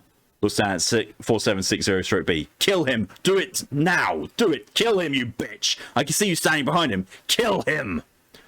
He slaps 4760-B, which records and begins to shake. Kill him, you dumb fucking whore, before he... There is a moment movement on the screen, and Dark takes another tentative step backwards. He is noticeably breathing heavily. From the television, the sounds of choking can be heard. Sate? Sate? What's happening? Get out of the way, you dumb fucker. Let him die. Let him suffer. He deserves it what he did, for... There's a distinct crackling sound from the television. Two of the armed guards on screen collapse and begin twitching on the ground. More shapes, later identified as birds, continue to fall from the sky. Anderson is rolling on the ground, grabbing at his face. The scene on the television apparently changes. As it does, Obadiah Dark begins to shake. What is this? No, wait, that's Mother. That's me. No, wait. No, not like... 4760-B begins to shake violently. The rest of the security detail drops to the ground, their bodies shaking and smoking, and fluid beginning to seep from cracks forming in their skin. Red raw flesh is visible beneath the cracks. There's also smokes and sizzles as it is exposed to open air. Dark lunges for 4760-B, but stumbles after taking one step. There's a loud, wet sound followed by a scream on the television. Then another wet pop. On the ground, Dark seizes. No! His body flashes white briefly, and then both the audio and video cut out. Section 5, 21 minutes 9 seconds to 37 minutes 33 seconds, intermittent. A different camera feed, likely from a perimeter camera, intermittently activates. During its runtime, the edge of the steel plates is seen vibrating and multiple birds fall out of the sky onto the plate. Shortly afterwards, a single figure is seen from afar, slowly dragging themselves towards the outer edge of the plate. Upon reaching it, they crawl onto the grass and stop moving.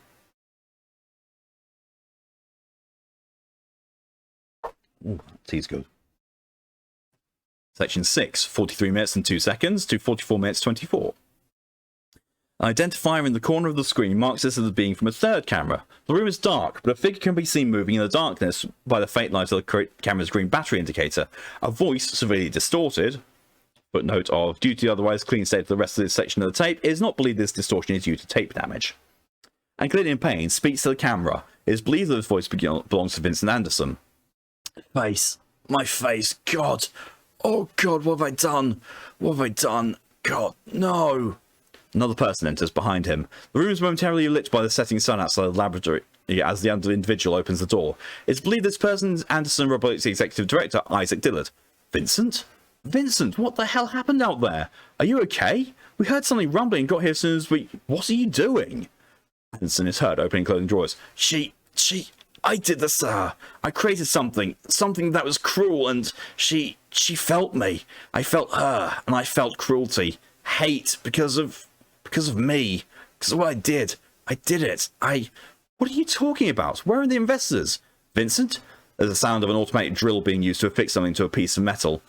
This has been why I was getting so tired. I was overworked, I thought, but she figured it out, or maybe I made a mistake. But the array, I could feel the life coming out of me, and it hurt. It hurts. I was being replaced by the thing inside her. This thing that hates. Oh, God. What? Where are the goddamn lights? I can't see for... Dillard turns on the lights, illuminating the interior of the laboratory, and Anderson. He is wearing a crude steel plate with 2 holes for eyes and a small slit for a mouth. From behind the mask, it is clear the skin is missing from his face. His eyes are fully red. Jesus fucking Christ, Vince, what happened to you? She could be anywhere. She can't do it alone. Not without the array. But if she does, if she starts it, she can find me anywhere. She'll find me. She'll find me and she'll kill me. I felt her heart, the thing on the screen. I thought it was her ego or her identity, but it was hate. I need you to slow down, tell me what happened. We need to bury this, Isaac, or maybe just abandon it and let the elements have their way with it. We need to cover the array, at least. Maybe that way she won't be able to use it to pull power, and we'll see what happens. I don't understand, Vincent. What do you mean, the thing on the screen? I thought the figure on the television that appears whenever she looks somewhere was just her consciousness. Some kind of anchor. I was wrong, Isaac. It was her hatred. That dumb motherfucker woke it up. Addendum 4760.6, recover document. Office of Mrs. Marshall Carter and Dark, New York, London, Hong Kong. Mr. Anderson, this letter is a receipt of services rendered, a payment to fulfill some of our contract of $755 million USD will be deposited in the account we have on file for you. You have 30 days to dispute this transaction or make changes to the deposit account. We're considering this matter closed. Yours, Skitter Marshall, Winston Carter, Salvador Dark. Addendum 4760.7 Additional Activation Logs. Event ID 95. 4760 activates automatically on 7/13/2017. D1125E is on hand at the time of activation and transcribes the scene on television. Transcript. It's just standing out here looking at itself. Well, that was a fucking trip. That was... wow. That was insane. That was a true pokey level disturbing thing. Jesus.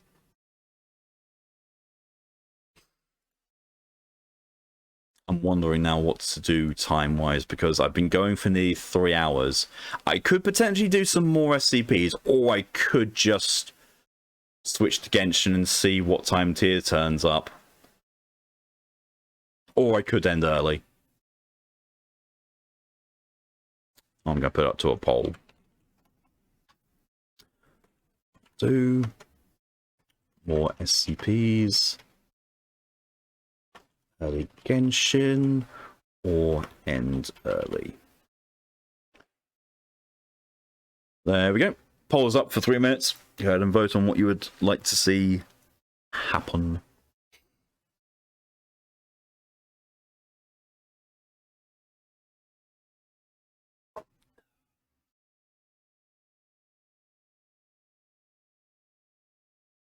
That was a really interesting one. Disturbing, but yeah, that's same. Good God, Mal, I've just seen what I put in memes. Need a Skyrim mod where you can use Meridian's beacon as a mace. Every time you hit it, you hit someone, it screams, a new face touches the beacon. Wow. Wow.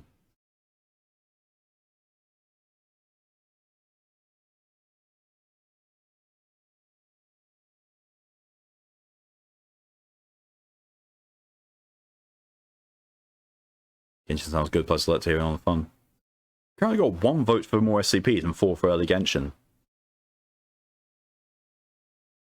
That's a dive out. I'm checking if there's stuff. Check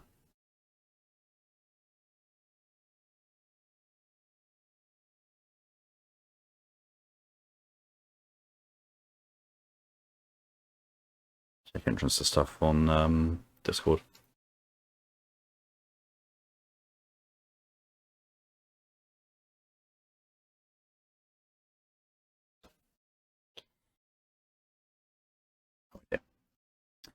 No idea.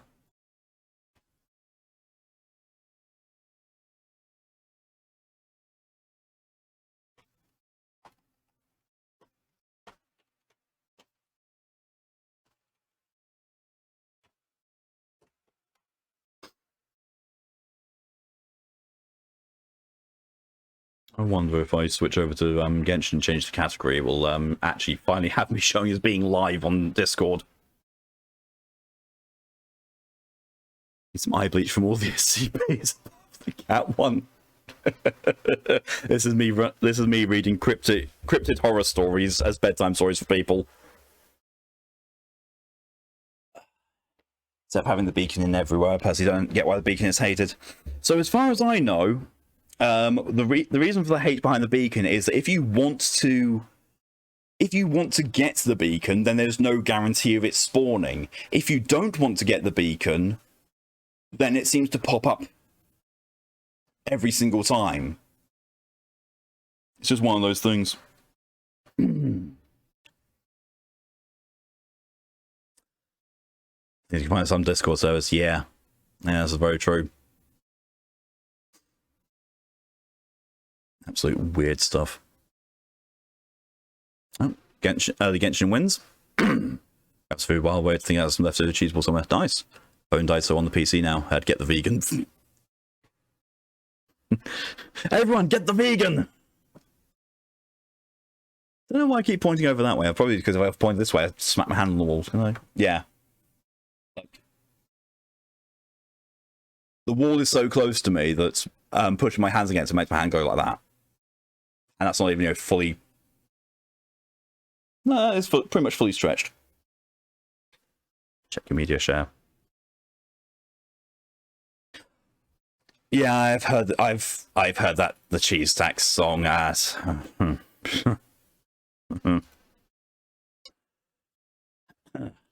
My tired brain is hearing beacon as bacon. I mean, in fairness, the weapon used by the most recently released character Daya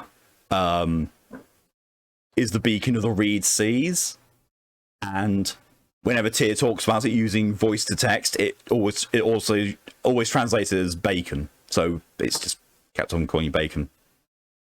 Lydia is self-identified as not being vegan by going, bacon. It's okay. Lydia, I know you're a big fan of massive meat.